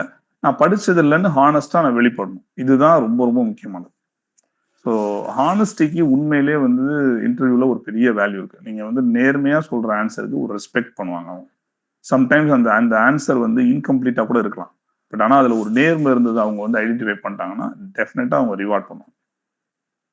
இப்ப உங்களோட எஜுகேஷனல் பேக்ரவுண்ட் வச்சு கொஸ்டின் ஏதாவது ரைஸ் பண்ணாங்களாங்க? ஆமா, அவங்க காமர்ஸ்ல அந்த கொஸ்டின்ஸ் வந்துச்சு. காமர்ஸ்ல ஐ திங்க் வந்து டபுள் என்ட்ரி சிஸ்டம் பத்தி ஒரு கொஸ்டின் வந்துச்சுன்னு நினைக்கிறேன். அதுக்கப்புறம் ஆடிட், நான் ஒர்க் பண்ற இடத்துல இருந்து கேட்டாங்க. ஆடிட்டிங் பத்தி கேட்டாங்க, கோஆபரேட்டிவ் ஆடிட் பத்தி கேட்டாங்க. ஆக்சுவலி வந்து அந்த ஆடிட்ல நீங்க அன்எக்ஸ்பெக்டடா ஏதாவது கொஸ்டின் வந்துச்சான்னு கேட்டீங்க. உண்மைதான், அது நீங்க சொல்லும்போது கரெக்ட். ஆக்சுவலி நான் வந்து ஒரு கோஆபரேட்டிவ் ஆடிட்டர். அவங்க என்கிட்ட இண்டஸ்ட்ரியல் ஆடிட் பத்தி கேட்டாங்க. இப்ப அந்த மாதிரி டைம்ல என்ன பண்ணணும் அப்படின்னா, இப்ப நீங்க வந்து நீங்க வந்து இண்டஸ்ட்ரியல் ஆடிட் பத்தி கேக்குறீங்க, நான் வந்து கோஆபரேட்டிவ் ஆடிட்டர், எனக்கு அதை பத்தி தெரியாது அப்படின்னு நம்ம சொன்னோம்னா, நேச்சுரலா நம்ம என்ன பண்றோம்னா, அவங்க கொஸ்டினை திருத்துறோம்னு அர்த்தம். அது அவங்களுடைய ஈகோவை பாதிக்கும். அந்த மாதிரி தப்ப நம்ம செய்யவே கூடாது. அவங்க கொஸ்டினை போய் நம்ம திருத்துறோம். சார் நீங்க தப்பா புரிஞ்சுட்டு இப்படி கேக்குறீங்க. அதெல்லாம் நான் இல்ல. அப்படி நம்ம போய் கேட்க தேவையில்ல. சொல்லவும் தேவையில்ல. உங்களுக்கு அதை பத்தி தெரிஞ்சா சொல்லலாம், தெரியலன்னா விட்டுறலாம். இப்போ இண்டஸ்ட்ரியல் ஆடிட்ல அவங்க சேஃப்டி ஆடிட்டை பத்தி அவங்க வந்து கேட்கறாங்க. இப்ப சேஃப்டி ஆடிட்டை பத்தி இன் டீட்டெயிலா எனக்கு தெரியலன்னா எனக்கு தெரியலன்னு நான் சொல்லலாம். ஆனா உங்களுக்கு என்ன தெரியும்னு கேட்கும்போது அதுல கிரீன் ஆடிட் இருக்குது, பர்ஃபார்மன்ஸ் ஆடிட் இருக்குது அப்படின்னு நம்ம சொல்றோம். இப்ப கிரீன் ஆடிட்னு எதுவும் சொல்றீங்களே அது என்னன்னு கேட்டாங்க. அப்ப நான் கிரீன் ஆடிட்னா என்னன்னு சொல்லி எக்ஸ்பிளைன் பண்றேன். ஓகே. அப்புறம் டக்குன்னு போய் கார்பன் கிரெடிட்டை பத்தி சொல்லுங்கன்னு சொன்னாங்க. இப்ப கார்பன் கிரெடிட்டை பத்தி நான் சொல்றேன். கார்பன் கிரெடிட்டை வந்து நம்ம ஃபாலோ பண்றோமா, இந்தியா ஃபாலோ பண்றோமா? இப்போ வந்து அதுல இருந்து அப்படியே கொஸ்டின் மூவ் ஆகி எங்கன்னா இண்டஸ்ட்ரியல் ஆடிட்ல ஆரம்பிச்சு கார்பன் கிரெடிட்ல போய் நிக்குது. அந்த இண்டஸ்ட்ரியல் ஆடிட்ல அவங்க எதிர்பார்த்த சேஃப்டி ஆடிட்டை தவிர மத்த எல்லா கொஸ்டினுக்குமே நான் ஆன்சர் பண்ணிட்டேன். அப்போ வந்து ஷி வாஸ் ஹாப்பி. ஓகே. இப்ப நான் கோஆபரேட்டிவ் ஆடிட்டர். நீங்க வந்து இண்டஸ்ட்ரியல் ஆடிட்ட பத்தி கேட்டீங்கன்னா, அந்த இடத்துல அப்படி போயிடுச்சுன்னா, ஓ நீங்க அப்படி வரீங்களான்னு சொல்லிட்டு கோஆபரேட்டிவ் ஆடிட்ல இருக்கிறதுலே சொல்லவே முடியாத மாதிரி கொஸ்டின் கேட்டாங்கன்னா, அப்ப நமக்கு டஃப் ஆயிடும். ஓகே. அப்போ வந்து அவங்க கொஸ்டின்ஸ்ல சம்டைம்ஸ் இதே மாதிரி தான் இன்னொரு பேனல் மெம்பர் வந்து எஜுகேஷன் 1.0, 2.0, 3.0, 4.0 இதெல்லாம் நீங்க கேள்விப்பட்டிருக்கீங்களா? இப்ப என்ன போயிட்டு இருக்குது?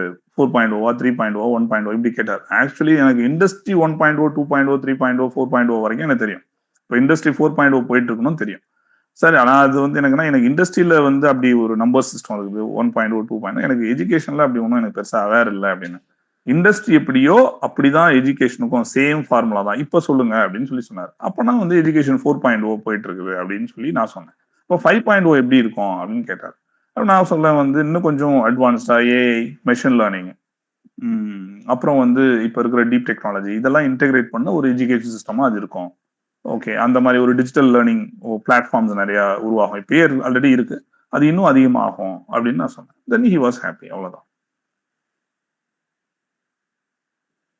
ஸோ உங்களுடைய கோஆபரேட்டிவ் ஆடிட் பத்தி எப்படி நீங்க ப்ரிப்பேர் பண்ணீங்க? ஏன்னா இப்ப நீங்க சேர்ந்து 1 இயர் இருக்கும் இல்லைங்களா? ஸோ அதுக்கான ப்ரிப்பரேஷன் இப்ப எஜுகேஷன் பேக்ரவுண்ட்னா நீங்க காமர்ஸ் உட்காந்து திருப்பி எல்லாம் படிச்சுட்டு இந்த இன்டர்வியூ போனீங்களா? அது மாதிரி ஆடிட் பத்தி படிச்சுட்டு போனீங்களா? இந்த ப்ரிப்பரேஷன் எப்படி பண்ணீங்கங்க? ஏன்னா இது பெருசு. 3 வருஷம் நம்ம படிச்சத உட்காந்து 15 நாள்ல பண்ணணும் அப்படின்றது. இது வந்து 20 வருஷம், 30 வருஷம் ஒர்க் பண்ண ஒருத்தர் வந்து நமக்கு இன்டர்வியூல கேள்வி கேட்க போறாங்க. அவங்கள நம்ம எப்படி எதிர்கொள்றோம்? அத எப்படி அதுக்காக பயிற்சி எடுத்தீங்கங்க? Super question sir. ஆக்சுவலா வந்து எனக்கு இங்க சீனியர்ஸ் இருக்காங்க. என்னுடைய சீனியர் கோஆபரேட்டிவ் ஆடிட்டர்னு சொல்லி வசந்தி மேம்னு ஒருத்தவங்க இருக்காங்க. நான் வந்து அவங்கள்ட்ட பேசினேன். அவங்கள்ட்ட நிறைய ஏன்னா அவங்க வந்து ஒரு 7, 8 இயர்ஸா இங்க ஆடிட்டரா இருக்காங்க. ஸோ அவங்கள்ட்ட நான் பேசும்போது அவங்கள்ட்ட சில இன்புட்ஸ்லாம் வாங்கிக்கிட்டேன். வாட் இஸ் வாட் அந்த மாதிரி. அதுக்கப்புறம் வந்து ஒரு கோஆபரேட்டிவ் சொசைட்டில செக்ரட்டரியா இருப்பாங்கல்ல, அவங்கள்ட்ட ஒரு 2, 3 பீப்புள்ட்ட நான் வந்து இன்டராக்ட் பண்ணேன். நீங்க வந்து எப்படி வந்து ஒரு மெம்பர் சேர்க்குறீங்க? எப்படி லோன் குடுக்குறீங்க? என்னென்ன கிரைட்டீரியாலாம் வச்சுக்கிறீங்க? எந்த லோன் உங்களுக்கு லாபகரமா இருக்குது? எந்த லோன் உங்களுக்கு லாபகரமா இல்ல? உங்களுக்கு சோர்ஸ் ஆஃப் ஃபண்டிங் என்ன? அது என்ன இன்ட்ரெஸ்ட் ரேட்ல நீங்க வாங்குறீங்க? என்ன இன்ட்ரெஸ்ட் ரேட்ல குடுக்குறீங்க? சில சொசைட்டி லாபகரமா இருக்கு. சில சொசைட்டி லாபகரமா இல்லையே! ஏன்? என்ன காரணம்? அப்ப லாபகரமா இருக்கிற கோஆபரேட்டிவ் சொசைட்டில இருக்கக்கூடிய விஷயம் எது வந்து இதுல மிஸ் ஆகுது? இந்த மாரி வந்து நான் ஒரு இன்டர்வியூவரா மாறி அந்த செக்ரட்டரிஸ்ட்ட நெறைய கொஸ்டின் கேட்டேன். ஓகே. அதுக்கு அவரு சில ஆன்சர் சொல்லுவாரு. பட் நம்ம அதுலேருந்து பில்ட் பண்ணிக்கலாம். ஓகே. அவங்க வந்து மேபி கோர்வையா சொல்லாம இருக்கலாம். பட் அவங்க இன்ஃபர்மேஷன் சொல்லுவாங்க. நமக்கு அத எப்படி சொல்லணும்னு தெரியும். அதே மாரி வந்து என்னுடைய சீனியர் அவங்கள்ட்ட வசந்தி மேம்னு ஒருத்தவங்க இருக்காங்க. அவங்கள்ட்ட பேசினேன். என்னோட இன்னொரு சீனியர் இருக்காரு வந்துட்டு. அவர்ட்ட நான் பேசினேன். ஸோ இவங்கள்ட்டலாம் நம்ம பேசும்போது ஒரு ஒரு ஐடியாஸ் வந்து நம்ம ஜெனரேட் பண்ண முடியும். ஸோ அந்த அளவுல வந்து கோஆப்பரேட்டிவ் ஆடிட்டுக்கு நான் ஒர்க் பண்ணேன். இன்னொன்னு எனக்கு வந்து ட்ரெய்னிங் வந்து தஞ்சாவூர் தமிழ் யூனிவர்சிட்டில நடந்தது. எனக்கு ட்ரெய்னிங் குடுத்தவங்க வந்து இப்ப ஹெட் குவார்ட்டர் ஜேடியா இருக்கக்கூடிய ஸ்ரீதர் சார்ன்னு ஒருத்தவங்க அண்ட் மரிய பாஸ்கர் சார்ன்னு சொல்லி அவங்க ஏடி. இவங்க ஆக்சுவலி வந்து 2 கிரேட் பீப்பிள். ஆக்சுவலி இந்த டிபார்ட்மெண்ட்ல வந்து இனிஷியலா வரும்போதெல்லாம் எனக்கு பெருசா ஹேப்பியாலாம் இல்ல. பட் ஆனா தஞ்சாவூர் அந்த அந்த தமிழ் யூனிவர்சிட்டில நான் எடுத்துக்கிட்ட அந்த ட்ரெய்னிங், அந்த டைம்ல வந்து இந்த 2 கிரேட் பீப்பிள நான் மீட் பண்ணது. ஆஸ் இண்டிவிஜுவலாவும் சூப்பர்ப் ஹியூமன் பீயிங்ஸ். சப்ஜெக்ட் வைஸாவும் அவங்க எங்க ஜேடி சார், ஸ்ரீதர் சார்லாம் எக்ஸ்ட்ராடினரியான இன்டெலிஜென்ட் பெர்சன். அவருடைய ஒர்க் எக்ஸ்பீரியன்ஸ், இப்போ அந்த அந்த the way he handles people இதெல்லாம் வந்து ரொம்ப அட்மையர் பண்ற மாதிரி இருக்கும். அவர்கிட்ட நான் நிறைய கத்துக்கிட்டேன். அவரு பேசும்போதெல்லாம் அவர்கிட்ட நிறைய அவருடைய அந்த ட்ரைனிங் பீரியட்லேயே நான் ஒரு ரீசனபிளான விஷயங்கள் நான் கோஆபரேட்டிவ் ஆடிட் பத்தி கத்துக்கிட்டேன். அதுக்கப்புறம் மரிய பாஸ்கர் சார், அப்புறம் சீனியர்ஸ்ட்ட பேசினது, ப்ளஸ் நானே சொசைட்டி விசிட் பண்ணியிருக்கேன். ஸோ அதை வச்சுக்கிட்டு நான் ஒரு ஒரு கொஸ்டின் ஆன்சர் டைப்ல நானே நிறைய ப்ரிப்பேர் பண்ணி வச்சிருந்தேன். அதுக்கப்புறம் commerce, with respect to commerce பொறுத்தவரையும் நான் வந்து +1 +2 எனக்கு காமர்ஸ் ஒரு சப்ஜெக்டா இருந்தது. பிகாம் தான் நான் எடுத்து படிச்சிருந்தேன். ஸோ 2வது நான் யுனிவர்சிட்டி ரேங்க் ஹோல்டர். எனக்கு அதை பத்தி வந்து ஒரு அடிப்படையான அறிவு நார்மலாவே உண்டு. இப்ப எப்படி தயார் பண்ணேன்னா வந்து காமர்ஸ் ஒரு கிராஜுவேட்டை என்ன மாதிரி கொஸ்டின்ஸ்லாம் கேட்பாங்க அப்படின்னு ஒன்று இருக்கு. ஸோ அந்த கொஸ்டினர்லாம் ப்ரிப்பேர் பண்ணிக்கிட்டேன். அதுக்கப்புறம் வந்து லாஸ்ட் இயர் யூபிஎஸ்சி இன்டர்வியூல வந்து காமர்ஸ் கிராஜுவேட்ட யூபிஎஸ்சி போர்டு என்னெல்லாம் கொஸ்டின் கேட்டாங்களோ அதெல்லாம் நான் எடுத்துட்டேன். ஓகே. ஸோ அது வந்து எனக்கு ஒரு ஒரு 50 to 60 கொஸ்டின்ஸ் அப்படி வந்துச்சு. காமர்ஸ் படிச்சவங்க, அக்கௌண்டன்சி படிச்சவங்க, இல்ல சிஏ ஆடிட் முடிச்சுட்டு இன்டர்வியூ போனவங்க, இந்த மாதிரி இருக்கிற எல்லார்ட்டையும் என்னென்ன கொஸ்டின்ஸ்லாம் கேட்டாங்களோ அதை நான் தனியா எடுத்துட்டேன். ஸோ அந்த இதுக்கெல்லாம் எனக்கு ஆன்சர் தெரியுதான் நான் ப்ரிப்பேர் பண்ணிட்டேன். ஸோ கோஆபரேட்டிவ் ஆடிட் இப்படி ப்ரிப்பேர் பண்ணிட்டேன், காமர்ஸை இப்படி ப்ரிப்பேர் பண்ணிட்டேன். ஸோ எல்லா ஸ்கிரிப்டுமே ரிட்டன் எல்லாமே நீங்க ரெடி பண்ணிருக்கீங்க இதுக்காக. எதுவுமே இது எனக்கு தெரியும் படிச்சுட்டேன் நான் போய் அட்டன் பண்றேன் அப்படின்னு எதுவுமே கிடையாது. இப்ப மணிரத்னம் எடுக்கிற ஒரு ஒரு சீனையும் அவர் எழுதி அதுக்கப்புறமா தான் எடுப்பாரு. நிறைய டைரக்டர் அங்க போய் எழுதுவாங்க. ஆனா நீங்க இது வந்து இந்த முறையில போனோம் அப்படின்னா 100% சக்சஸ் இல்லைங்களா? ஸோ எல்லாத்தையுமே நான் ரெடி பண்ணியிருக்கேன். காமர்ஸ்ல இருந்து நான் ஒர்க் பண்றதுல இருந்து இப்ப இன்டர்வியூ வர நீங்க என்ன நினைக்கிறீங்களோ அதை கேட்க வச்சிட்டீங்க நிறைய இல்லைங்களா? லிட்ரேச்சர்ல நீங்க ஃபர்ஸ்ட் ஆரம்பிச்சு பேசுறப்ப ஜெயகாந்தன் பத்திலாம் அவங்க உங்களுக்கு அதை பத்தி பேசினா பேசிட்டே இருக்கலாம், எவ்வளவு நேரம் வேணாலும் பேசலாம். அவங்களுக்கு அதாவது எல்லாருக்குமே புரியுற மாதிரி நீங்க பேசிடுவீங்க அப்படின்ட்டு இருக்கப்ப அது ரொம்ப ஈஸியா அவங்கள வந்து கவர்ந்துடலாம் நீங்க பேசுறதை வச்சு. ஸோ அதெல்லாம் நீங்க கொண்டு போனீங்க ஆரம்பத்துல இருந்தே லிட்ரேச்சர் ஜெயகாந்தன் ஆக்சுவலா இப்ப நீங்க கேட்டதுல வந்து 2 பார்ட் இருக்கு சார். ஒன்னு இது எல்லாத்துக்குமே ரிட்டனா ரெடி பண்ண அந்த ஆமா சார் அது உண்மைதான். ஆக்சுவலி நான் எதையுமே லைட்டா எடுத்துக்கல. நீங்க சொன்ன மாதிரி எல்லாத்தையுமே நான் வந்து லிட்டரலா ரெடி பண்ணேன். ஆல்மோஸ்ட் எல்லாத்துக்குமே எனக்கு நான் சில இதெல்லாம் ஹேண்ட் ரைட்டன்லேயே எழுதிடுவேன். சில இதை வந்து டிஜிட்டலா போட்டு பிரிண்ட் அவுட் எடுத்து வச்சுப்பேன். ஈவன் இப்போ உங்களுக்கு தேவைன்னா நான் அதை நான் அப்படியே வந்து கொடுக்க கூட செய்வேன். இப்போ என்கிட்ட அந்த ஃபார்மேட்டே இருக்கு, நான் ரெடி பண்ணது நானே வச்சிருக்கேன். ஸோ எதையுமே லைட்டா நான் எப்பவுமே எடுத்துக்கிட்டது இல்லை. நான் ஸ்கூல்ல இருந்து இந்த ஒரு ஸ்பீச் காம்படிஷனுக்கு போய் அப்படி பழகம், அதுல இருந்தே பழகம். ஒரு ஸ்கிரிப்டை வந்து ஆன் ஸ்பாட்ல போய் ஒன்று பண்ணுவோம் அப்படின்னு நான் எப்பவுமே எடுத்துக்கிட்டது இல்லை. நம்ம ஒரு பேச்சு கேட்கறதுக்கு ஒரு 100 பேர் 200 பேர் எதிரில் உட்காந்துருக்காங்கன்னா அவங்க டைமை ரெஸ்பெக்ட் பண்ணுங்கிறது ரொம்ப சின்ன வயசுல ஆழமா பதிஞ்சிச்சு. ஸோ அதுக்கு நான் வந்து ஒரு 10 தடவை 15 தடவை ஸ்கிரிப்டை மாத்திட்டு இருப்பேன்னா அந்த சென்ஸ் வந்து நான் எழுதும் போது எழுதிடலாம், பேசும்போது சில வார்த்தைகளை மாத்துற மாதிரி இருக்கும். அது நான் அப்படி ஒவ்வொரு தடவையும் மாத்தி மாத்தி மெருகேத்தி ஒரு ஃபைனல் வெர்ஷன் கொண்டு வர்ற வரை எனக்கு சாட்டிஸ்ஃபைடே வராது ஆக்சுவலி. அந்த பர்ஃபெக்டா வரணும்னு. ஸோ இப்போ வரைக்குமே அந்த ஹேபிட் இருந்துட்டு தான் இருக்கு. ஒன்றும் இல்லை, எனக்கு சாட்டிஸ்ஃபேக்ஷனே வராது. இந்த போன தடவை யூபிஎஸ்சி இன்டர்வியூக்கு நான் போகும்போது கூட வினோபான சொன்னார், நான் இன்டர்வியூ போகும்போதெல்லாம் இப்படிலாம் நான் ரெடி பண்ணதே இல்லடா, நீ வந்து எல்லாத்தையுமே எழுதுற, எல்லாத்தையும் ஸ்கிரிப்ட் மாதிரி வச்சுக்கிற, பரவாயில்லடா இது வந்து ஒர்க் ஆகும் அப்படின்னு சொல்லி அவரு சொல்லுவார் வந்துட்டு. அது இப்போ வரையும் உள்ள ஹேபிட் தான். எதையுமே வந்து நான் வந்து ஆன் ஸ்பாட்ல ஒன்று பண்றேன், என்னால பண்ணிடவும் முடியும். பட் ஆனா அது வந்து அது டேக்கன் ஃபார் கிராண்டட் மாதிரி ஆயிடும். எதிரில் உள்ளவங்களை டேக்கன் ஃபார் கிராண்டட் மாதிரி இருக்கும். அப்படி பண்ணக்கூடாது. வின்ஸ்டன் சர்ச்சில் வந்து ஒரு ஸ்டேட்மெண்ட் சொல்லியிருக்காரு. என்ன சொல்லியிருக்காருன்னா, நான் ஒரு நாள் ப்ரிப்பேர் பண்ணாம போய் பேசினேன் மேடையில் அப்படின்னா எனக்கு தெரிஞ்சிடும் நான் ப்ரிப்பேர் போய். 2 நாள் நான் ப்ரிப்பேர் பண்ணி போய் பேசல அப்படின்னா என் பொட்டாட்டிக்கு தெரிஞ்சிடும். 3 நாள் நான் ப்ரிப்பேர் பண்ணி போய் பேசல, அதாவது 3வது தடவையும் நான் ப்ரிப்பேர் பண்ணி போய் பேசலைன்னா ஆடியன்ஸ்க்கு தெரிஞ்சிடும் அப்படின்னு சொல்லி ஒரு ஸ்டேட்மெண்ட் ஒன்று உண்டு. அதுதான் ஒரு விஷயத்த ப்ரிப்பேர் பண்ணி தான் பண்ணணும், அதுதான் கரெக்டா இருக்கும். நான் போய் இப்போ எக்ஸாம் நான் வந்து அப்ளை பண்ணிட்டு நேரா போய் எழுதினேன், எனக்கு வந்து வரலன்னு சொல்லுவாங்க. அதுக்கு எழுதாம விட்டுறலாம் வந்துட்டு. அப்படி பண்ணக்கூடாது. ஒரு விஷயத்த தயாரிச்சு தான் பண்ணணும். அது ஒண்ணு. ரெண்டாவது என்ன சார் கேட்டீங்க? ரெண்டாவது வந்து அதான் உங்களுக்கு தகுந்த மாதிரி லிட்ரேச்சர் பக்கமா இன்டர்வியூ எடுத்து போயிட்டீங்க. அது இன்ட்ரோ யுவர் செல்ஃப்னு சொல்லுவாங்க. உங்களை பத்தி இன்ட்ரடியூஸ் பண்ணீங்கன்னு சொல்லும்போது அப்ப நான் ரொம்ப அண்டர் பிளே தான் பண்ணேன். நான் நிறைய விஷயங்கள் சொல்லவே இல்லை. ஆக்சுவலி நான் ரொம்ப ஒரு காமர்ஸ் கிராஜுவேட், அரியலூர்ல இருந்து வரேன். யூபிஎஸ்சி நான் இன்டர்வியூ போனேங்கிறத கூட நான் போர்டுக்கு சொல்லவே இல்லை. ஏன்னா அவங்க ரஷ் பண்ணிட்டே இருந்தாங்க. அவங்க அந்த டைமை பார்த்துக்கிட்டு அந்த மாதிரி எனக்கு முன்னாடி நான் தான் லாஸ்ட், என்னுடைய போர்டில் நான் தான் லாஸ்ட். எனக்கு டெஃபினட்டா தெரிஞ்சுது அவங்க வந்து அந்த ஒரு டைமுக்குள்ள வச்சுக்கிட்டு பண்றாங்கன்னு. ஸோ அதுல வந்து நம்மளை பத்தி நிறைய சொல்லிட வேண்டாம் அப்படின்றதுனால நான் லிமிட்டடா சொன்னேன். அப்படி நான் வந்து காமர்ஸ் முடிச்சிருக்கேன், இந்த ஊர்ல இருந்து வரேன், அதுக்கப்புறம் வந்து நான் 2 புக்ஸ் எழுதியிருக்கேன், இப்போ நான் அந்த இடத்துல ஒர்க் பண்றேன். இதை தாண்டி நான் பெருசா எதுவுமே சொல்லல. நான் அந்த 2 புக்கு எழுதுறேன் அப்படின்னு நான் சொன்னதுக்கு காரணம் லிட்ரேச்சர் சைடு அவங்க வருவாங்கன்னு தான். 2வது நம்ம 2 புக்கு எழுதியிருக்கோம். நேச்சுரலா வந்து அது சைடு அவங்க கொஸ்டின் வரும்போது நீங்க சொன்ன மாதிரி அதுல நம்ம நல்லா அது நம்ம ஏரியா, அது எப்படி வேணாலும் 6 அடிச்சுக்கலாம். அப்ப அதை வந்து நம்ம சொல்ல வேண்டிய ஒரு இது இருக்குது. 2வது நம்ம சின்ன வயசுல ஒரு 2 புத்தகங்கள் எழுதுறதுங்கிறது, அதை பப்ளிஷ் பண்றதுங்கிறது இட்ஸ் வெரி டஃப், உங்களுக்கு தெரியும். அதை நம்ம சொல்லும்போது நேச்சுரலா வந்து அந்த ஏரியால அவங்க கொஸ்டின் வரும். அப்ப இவன் ஒரு லீடரா இருப்பான், இவன் யாரெல்லாம் படிச்சிருக்கான் அப்படின்றத அவங்களுக்கு ஒரு ஆர்வம் இருக்கும். நான் இன்னும் சொல்ல போனா வந்து அதுக்கே நான் ஒர்க் பண்ணி வச்சிருந்தேன். ஒர்க் பண்ணியிருந்தேன்னா வந்து இப்ப வெண்ணிலா உடைய கவிதை ஒண்ணு சொல்லுங்கன்னா, எனக்கு வெண்ணிலாவுடைய கவிதையை நான் ஒண்ணு படிச்சு வச்சிருந்தேன். வெண்ணிலா மேம் உடைய ஒரு கவிதையை படிச்சு வச்சிருந்தேன். படிச்சு வச்சிருந்தா என்னது, நான் நிறைய படிச்சிருக்கேன். ஆனா அந்த நேரத்துல வந்து நான் யோசிச்சுட்டு சொல்ல முடியாது இல்லையா? அப்போ வந்து அவங்க கேட்டா சொல்ற அளவுக்கு ஒண்ணு மனப்பாடம் பண்ணி வச்சிருந்தேன். மனுஷபுத்திரனுடைய கவிதையை மனப்பாடம் பண்ணி வச்சிருந்தேன். பாரதியாருடைய கவிதை, நான் பாரதிதாசன் யூனிவர்சிட்டியில படிச்சிருக்கேன். அப்ப பாரதிதாசனை பத்தி சொல்லுங்க, இல்ல பாரதிதாசனுடைய ஒரு கவிதையை பத்தி சொல்லுங்கன்னா எனக்கு தெரியணும். அப்ப பாரதிதாசனுடைய கவிதை என்ன சொல்ல போறேன், எனக்கு நிறைய கவிதை அவரோட தெரியும். நான் என்ன சொல்ல போறேங்கிற வரைக்கும் நான் ஃபிக்ஸ் ஆகி வச்சிருந்தேன். அதெல்லாம் அவங்க கேட்கல. But I was ready. அந்த இந்த கவிதை இருக்குல்ல, எண்ணரும் தமிழ்நாட்டின் கண் எல்லோரும் கல்வி கற்று பண்ணரும் கலைஞானத்தால் பராக்கிரமத்தால் அன்பால் உன்னத இமமேலர் போல் ஓங்கிடும் கீர்த்தி எய்தி இன்புற்றார் என்று மற்றோர் இயம்ப கேட்டீர்கள் என்னாலோ அப்படின்னு ஒரு கவிதை ஒண்ணு இருக்கும். சோ இது ஒரு நல்லா இருந்துச்சு, எனக்கு அந்த அக்கேஷன் கொஞ்சம் நல்லா இருந்த மாதிரி இருந்துச்சு. சோ இதை நான் மனப்பாடம் பண்ணி வச்சிருந்தேன். இப்போ பாரதியாருடைய கவிதை, இப்போ பாரதியார் பெண்களை பத்தி கேட்டாக்க, எழுதுனதை பத்தி கேட்டாங்கன்னா சொல்றதுக்கு, சோ எல்லாத்துக்கும் நான் அந்த மாதிரி ஒவ்வொன்றுக்கும் இன் டீட்டெயிலா தான் நான் ரெடி ஆகி வச்சிருந்தேன். இந்த பெண்ணுக்குள் ஞானத்தை வைத்தான் புவி பேணி வளர்த்திடும் ஈசன், அந்த மாதிரி அந்த மாதிரி என்னென்னலாம் சொல்லணுங்கிற வரைக்குமே நான் ரெடி ஆகி தான் இருந்தேன். பட் அவங்க அந்த ஏரியா அந்த லிமிட்டட் டைம்ல அது போல. ஆனா நீங்க சொன்ன மாதிரி அந்த ஏரியாவுக்குள்ள கொண்டு வர்றதுக்கு அந்த இன்ட்ரோ உதவியா இருந்துச்சு. புதுமை பித்தன், லியோ டால்ஸ்டாய் இது கேட்டதெல்லாம் வந்து அ அ படிச்சிருப்பாங்க. அந்த பசங்களுக்கு அந்த சமயத்துல அவங்க பெரிய ஞானம் இருக்கும். அத வந்து சொல்லணும் இல்லைங்களா? அத வந்து நீங்க கரெக்ட்டா சொல்லியிருப்பீங்க இல்லைங்களா? இன்டர்வியூல கேட்டப்ப. இல்ல அதான் என்னன்னா சார் வந்து, இப்ப அதுக்கெல்லாம் நம்ம ஆக்சுவலி ரெடி ஆகிலாம் போக முடியாது.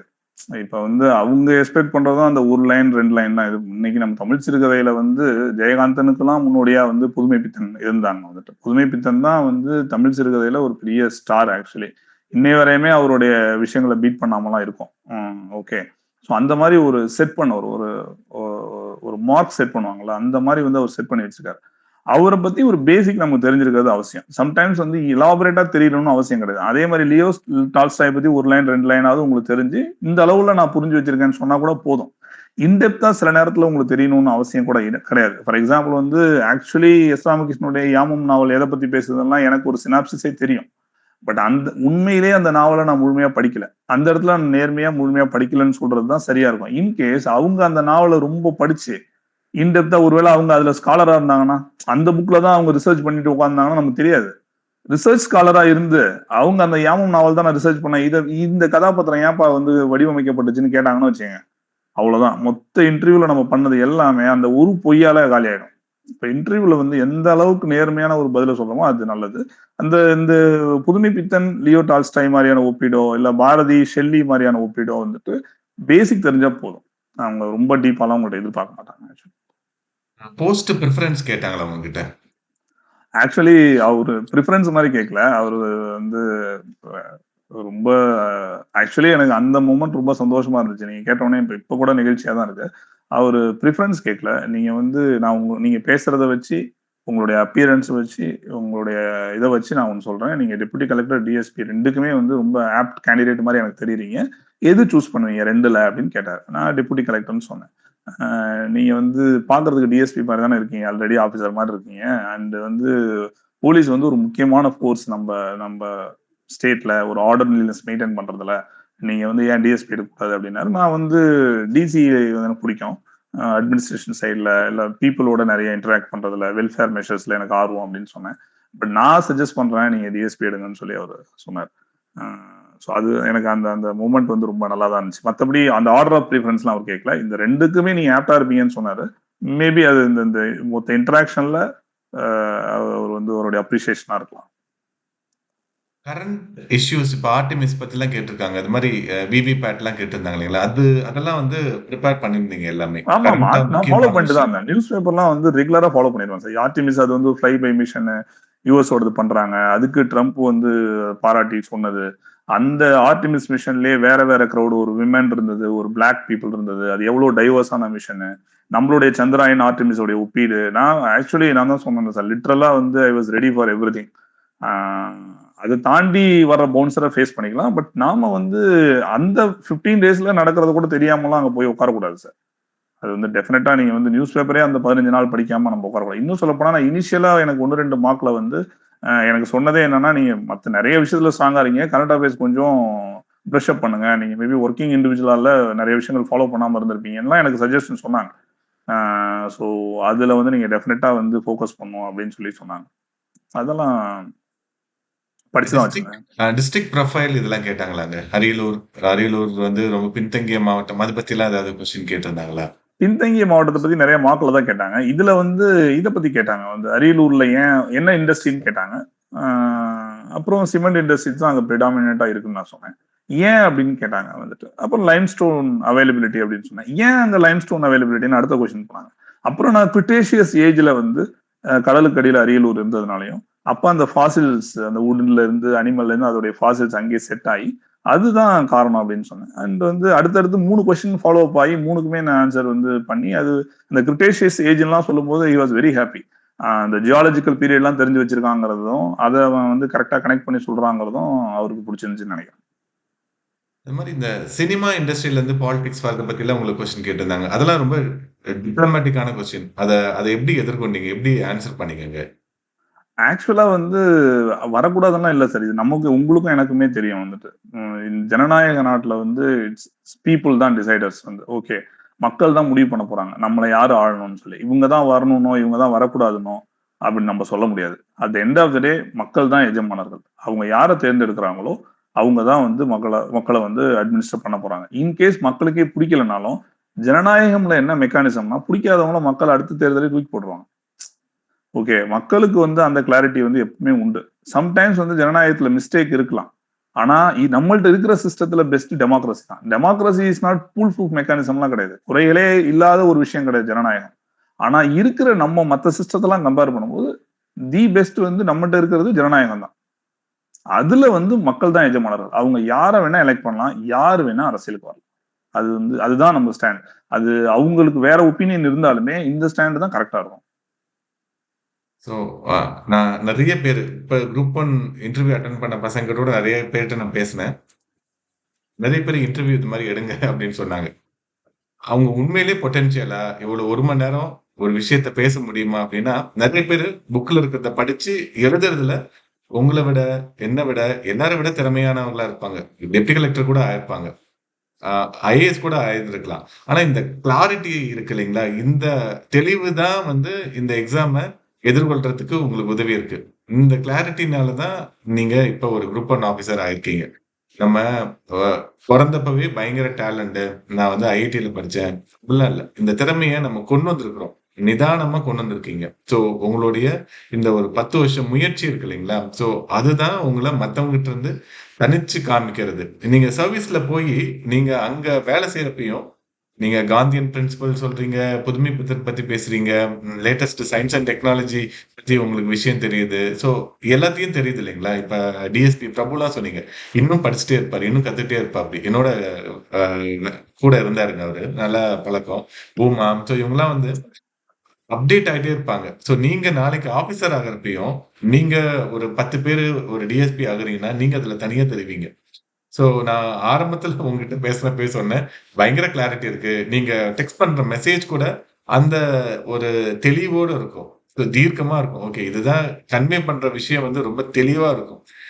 இப்ப ஜென்ரலா நான் குரூப் 1 உடைய மாக் இன்டர்வியூலாம் நம்ம எடுத்திருப்போம். அந்த பசங்ககிட்ட ஒரு என்னன்னா, அறியாமை அப்படின்றத ஈஸியா வெளிய எல்லார்கிட்டயும் நம்ம ரொம்ப நேரம் பேசுனா அவங்களுடைய அறியாமைய நம்ம தெரிஞ்சுக்கலாம். ஆனா உங்கள மாரி ஆளுங்கிட்ட அத நேச்சுரலா வந்துரும். அத நம்ம எந்த அளவுக்கு பதுக்கி வைக்கிறோமோ, அதுதான் நம்மளுடைய திறமை இல்லைங்களா? ஸோ அது வந்து நெறையவே இருக்கு. அவ்வளோ சீக்கிரமா உங்ககிட்ட இருந்து வெளிய எடுக்க முடியல அறியாமைய. சரிங்களா? ஸோ அதனால தான் நீங்க வந்து ஃபுல் ஸ்லாட் எடுத்து நல்ல மார்க் எடுத்து இப்ப ஒரு குரூப் 1 வேலைக்கு அப்படின்றத போயிருக்கீங்க. ஸோ தமிழ்நாடு கவர்ன்மெண்ட் உங்களுக்கு வந்து ஒரு பெரிய அ வரவேற்பு குடுத்து, ஒரு நல்ல இடத்துல உட்கார வைக்கும். நல்ல ஆஃபீசர் தான் இப்ப அட்மினிஸ்ட்ரேஷனுக்கு தேவை. அத வந்து இந்த கவர்ன்மெண்ட் வந்து உங்களுக்கு சூப்பரா பண்ணும். எந்த போஸ்ட் நீங்க போனீங்கனாலும், அங்க வந்து தனியா தெரிவீங்க. ஜேசிஏ 10 பேர் இருக்காங்கன்னா, அதுல நீங்க தனியா தெரிஞ்சிருப்பீங்க. இன்ஃபாக்ட் உங்களுக்கு அக்கவுண்டிங் பேக்கிரவுண்ட் கூட தெரியாம இருந்திருக்கலாம். நீங்க படிச்சு அத மறந்து கூட இருக்கலாம். ஆனா, நம்ம செய்ற வேலைகள நீங்க தனிச்சு தெரிவீங்க. 10 டிசி போறாங்கன்னா, அதுல நீங்க தனிச்சு தருவீங்க இல்லைங்களா? ஸோ அது மாரி ஒரு யூனிக்கான ஒரு பெர்சனா நீங்க வருவீங்க. உங்கள எதுவும் அதான் திறமைய, அதுக்கப்புறம் வந்து இந்த கர்ப்பத்தையும், மாங்காவையும் போட்டு அடைக்க முடியாது. வெளிய வந்தே ஆகும். யுபிஎஸ்சி வந்து உங்கள வெளிய கொண்டு வந்துருச்சு. ஸோ இந்த டிஎன்பிஎஸ்சி வந்து உங்கள புடிச்சு இழுத்துருச்சு. வாங்க எங்களுக்குள்ள வாங்க நீங்க அப்டின்ட்டு. ஸோ இன்னொரு எனக்கு தெரிஞ்சு ஒரு 25, 27 வருஷம் உங்களுக்கு சர்வீஸ் இருக்கும். சூப்பரா பண்ணி ஒரு பெரிய லெவல்ல நீங்க போவீங்கங்க. ஓகே. ஸோ இன்டர்வியூ எக்ஸ்பீரியன்ஸ் அப்டின்றது நான் இதுவரைக்கும் இந்த பசங்ககிட்ட பேசியிருப்பேன் இல்லைங்களா? அது மாரிலாம் இல்லாம புதுசா இதுதான் ரியாலிட்டி. ஸோ இத தான் இப்ப புதுசா படிக்க வர பசங்க எதிர்பார்க்குறாங்க. நான் ரொம்ப சாதாரணமானவன். நான் ரொம்ப தமிழ்ல படிச்சு வந்திருக்கிறேன். நான் என்னோட பேக்கிரவுண்ட் வந்து நான் ஒரு ஆர்ட்ஸ் டிகிரியோட நான் நின்னுட்டு இருக்கிறேன். என்னால ஜெயிக்க முடியுமா? அப்படின்னு இருக்காங்க இல்லைங்களா? அவங்களுக்கெல்லாம் ஓகே. இவர பார்த்து நான் வரேன். ஸோ இது வந்து நெறைய பேருக்கு ஐ ஓப்பனிங்கா இருக்கும். ஓகே. இத நான் ஃபாலோ பண்ணி இந்த எக்ஸாம நான் பாஸ் பண்றேன் அப்படின்ற ஒரு பெரிய நம்பிக்கையவே குடுக்குங்க. ஸோ உங்களுடைய இன்டர்வியூ எக்ஸ்பீரியன்ஸ் ரொம்ப சூப்பரா இருந்ததுங்க. ஸோ அடுத்து நம்ம மெயின்ஸும், பிலிம்ஸோடைய எக்ஸ்பீரியன்ஸ் எப்படி அப்படின்றத பிறகு பேசலாங்க. So okay. ஸோ உங்களுடைய ஃபைனல் வேர்ட் இந்த பசங்களுக்கு என்ன சொல்றீங்கங்க? ஆஹ் படிக்கிற எல்லாருக்குமே வந்து என்னுடைய வாழ்த்துக்கள். ஆக்சுவலி வந்து காம்படிட்டிவ் எக்ஸாமுக்கு வரணும். இந்த ரிஸ்க் எடுக்கிறது வந்து ரொம்ப ஒரு நல்ல விஷயம் தான். பட் வந்து சோர்ந்து போயிடக்கூடாதுங்கிறது தான் என்னுடைய வேர்டு வந்து. ஆக்சுவலி வந்து எதுக்காகவும் சோர்ந்து போயிடாதீங்க. ஏன்னா வந்து சோர்வு தரக்கூடிய விஷயங்கள் நம்மளை சுற்றி எப்பவுமே நடந்துட்டு இருக்கும். அதோடைய வடிவம் தான் வேற. சிலருக்கு வந்து பொருளியல் ரீதியா வரும், சிலர் குடும்பத்துல இருந்து வரும், சிலருக்கு இன்டர்னலா அகம் சார்ந்த தேடல், அலைக்கழிதல்கள்லாம் நிறைய இருக்கும். ஆக்சுவலி நீங்க அதை வெளியிலேயே யார்ட்டையுமே சொல்ல முடியாத நிறைய விஷயங்கள் இருக்கும். பட் ஆனா இதுதான் விரும்புறீங்க, தீவிரமா எனக்கு இதுதான் வேணும் அப்படின்னு நினைச்சீங்கன்னா, அதுக்கு ஒரு முழுமையான உழைப்பை கொடுங்க. சம்டைம்ஸ் வந்து அது டிலே ஆகலாம். பட் அது டினை எல்லாம் ஆகாது. அதுதான் நம்ம தெரிஞ்சுக்க வேண்டிய ஒரு விஷயம். அண்ட் சம்டைம்ஸ் வந்து மத்தவங்க சொல்றாங்கன்னுலாம் இதை ஃபோர்ஸ் பண்ணி இதிலேயே இருக்கணும்னும் கிடையாது. இன்கேஸ் அவங்களால வேற ஒண்ணுல எக்ஸல் ஆக முடியும் அப்படின்னா, இந்த போட்டித் தேர்வு தான் படிக்கணும், இந்த ஒரு வேலைக்கு தான் போகணும், அந்த மாதிரியும் கிடையாது. இது அவ்வளோ குளோரிஃபை பண்ண வேண்டியதும் கிடையாதுன்னு தான் நினைக்கிறேன். ஏன்னா வந்து இது கவர்மெண்ட் சர்வீஸ்ல இருக்கிறவங்க என்ன சமூகத்துக்கு கான்ட்ரிபியூட் பண்றாங்களோ அதே இதை ஒவ்வொருத்தவங்களும் கான்ட்ரிபியூட் பண்றாங்க. இப்போ பிரைவேட்ல வந்து ஐடி செக்டார் வந்து எவ்வளவு நமக்கு இன்கம் கொடுக்குதுன்னு பாருங்க. ஸோ அந்த துறையில உள்ளவங்களும் இந்தியன் எக்கானமிக்கு, தமிழ்நாடு எக்கானமி கான்ட்ரிபியூட் பண்ணிட்டு தான் இருக்காங்க. ஸோ நம்ம மட்டும் தான் கான்ட்ரிபியூட் பண்ண போறோம், இதுதான் பர்ஃபெக்டான ஒர்க் அப்படின்லாம் இல்லை. இன்கேஸ் உங்களால முடியல, இன்கேஸ் வந்து எனக்கு உங்களுக்கு விருப்பமே இல்லாம யாரோ ப்ரெஷர் பண்றாங்கன்னா இது கம்பல்சரி கிடையாது. அதே மாதிரி இது உங்களுக்கு தீவிரமா விரும்புறீங்க, தோல்வி ஏற்படுதுனாலும் அப்பயும் நீங்க மனம் தளர தேவையில்ல. அது முடிவு கிடையாது. அது என்னைக்கோ ஒரு நாள் நல்லது நடந்தே தான் தீரும். பட் ஆனா ஜென்யூனான எஃபர்ட் நம்ம கொடுக்கணும். முடிஞ்ச அளவு பாசிட்டிவா இருக்கணுங்கிறது தான் என்னுடைய இது. அதுக்கப்புறம் நீங்க ஒண்ணு சொன்னீங்க சார், அறியாமை வந்து வெளில. ஆக்சுவலி அறியாமை எல்லாத்தையும் இருக்கும். அறியாமை தப்பும் கிடையாது. அறிந்து கொள்ள வேண்டிய ஆவல் தான் இருக்கணுமே தவிர அறியாமை இருக்கும். ஒரு 60 வருஷம் 70 வருஷம் கல்வித்துறையில இருந்தவங்களுக்கும் அறியாமை இருக்கும். எல்லாத்தையும் பத்தியும் எல்லாருக்கும் தெரியணும்லாம் கிடையாது. ஒரு ஃபேமஸான ஒரு இது இருக்கு, ஜெயகாந்தனுடைய டாக்குமெண்ட்ரியில இருக்கும். யாதும் ஊரே யாவரும் கேளீர் யாரு எழுதுனதுன்னு சொல்லி காமராஜர் வந்து கேட்டாராம். கணியன் பூங்குன்றனார் அப்படின்னு சொல்லி ஜெயகாந்தன் சொன்னாராம். நான் கண்ணதாசன் தாங்க இவ்வளவு நாள் நினைச்சிட்டு இருந்தேன் அப்படின்னு சொல்லி காமராஜர் சொன்னாராம். இப்ப காமராஜருக்கு யாதும் ஊரே யாவரும் கேளீர் எழுதுனது கணியன் பூங்குன்றனார்னு தெரியல. இது ஒரு அறியாமைன்னு வச்சுப்போம். ஆனா அது வந்து காமராஜர் யாருன்னு நம்ம டிஃபைன் பண்ண முடியாது. காமராஜர் வந்து ஒரு டால் இண்டிவிஜுவல். அவர் இந்த நம்ம தமிழ் சமூகத்துக்கு, தமிழ்நாட்டுக்கு வந்து அவ்வளவு பெரிய ஃபவுண்டேஷன் கொடுத்த ஒரு மேதை. அவருக்கு ஒரு ஃபேக்ட் தெரியலங்கிறதெல்லாம் ஒரு பிரச்சனையே கிடையாது. ஸோ அறியாமை இட் இஸ் நேச்சுரல். அறியக்கூடிய ஆவல் தான் தேவை. ஸோ நன்றி சார். ரொம்ப நன்றிங்க. Thank you sir.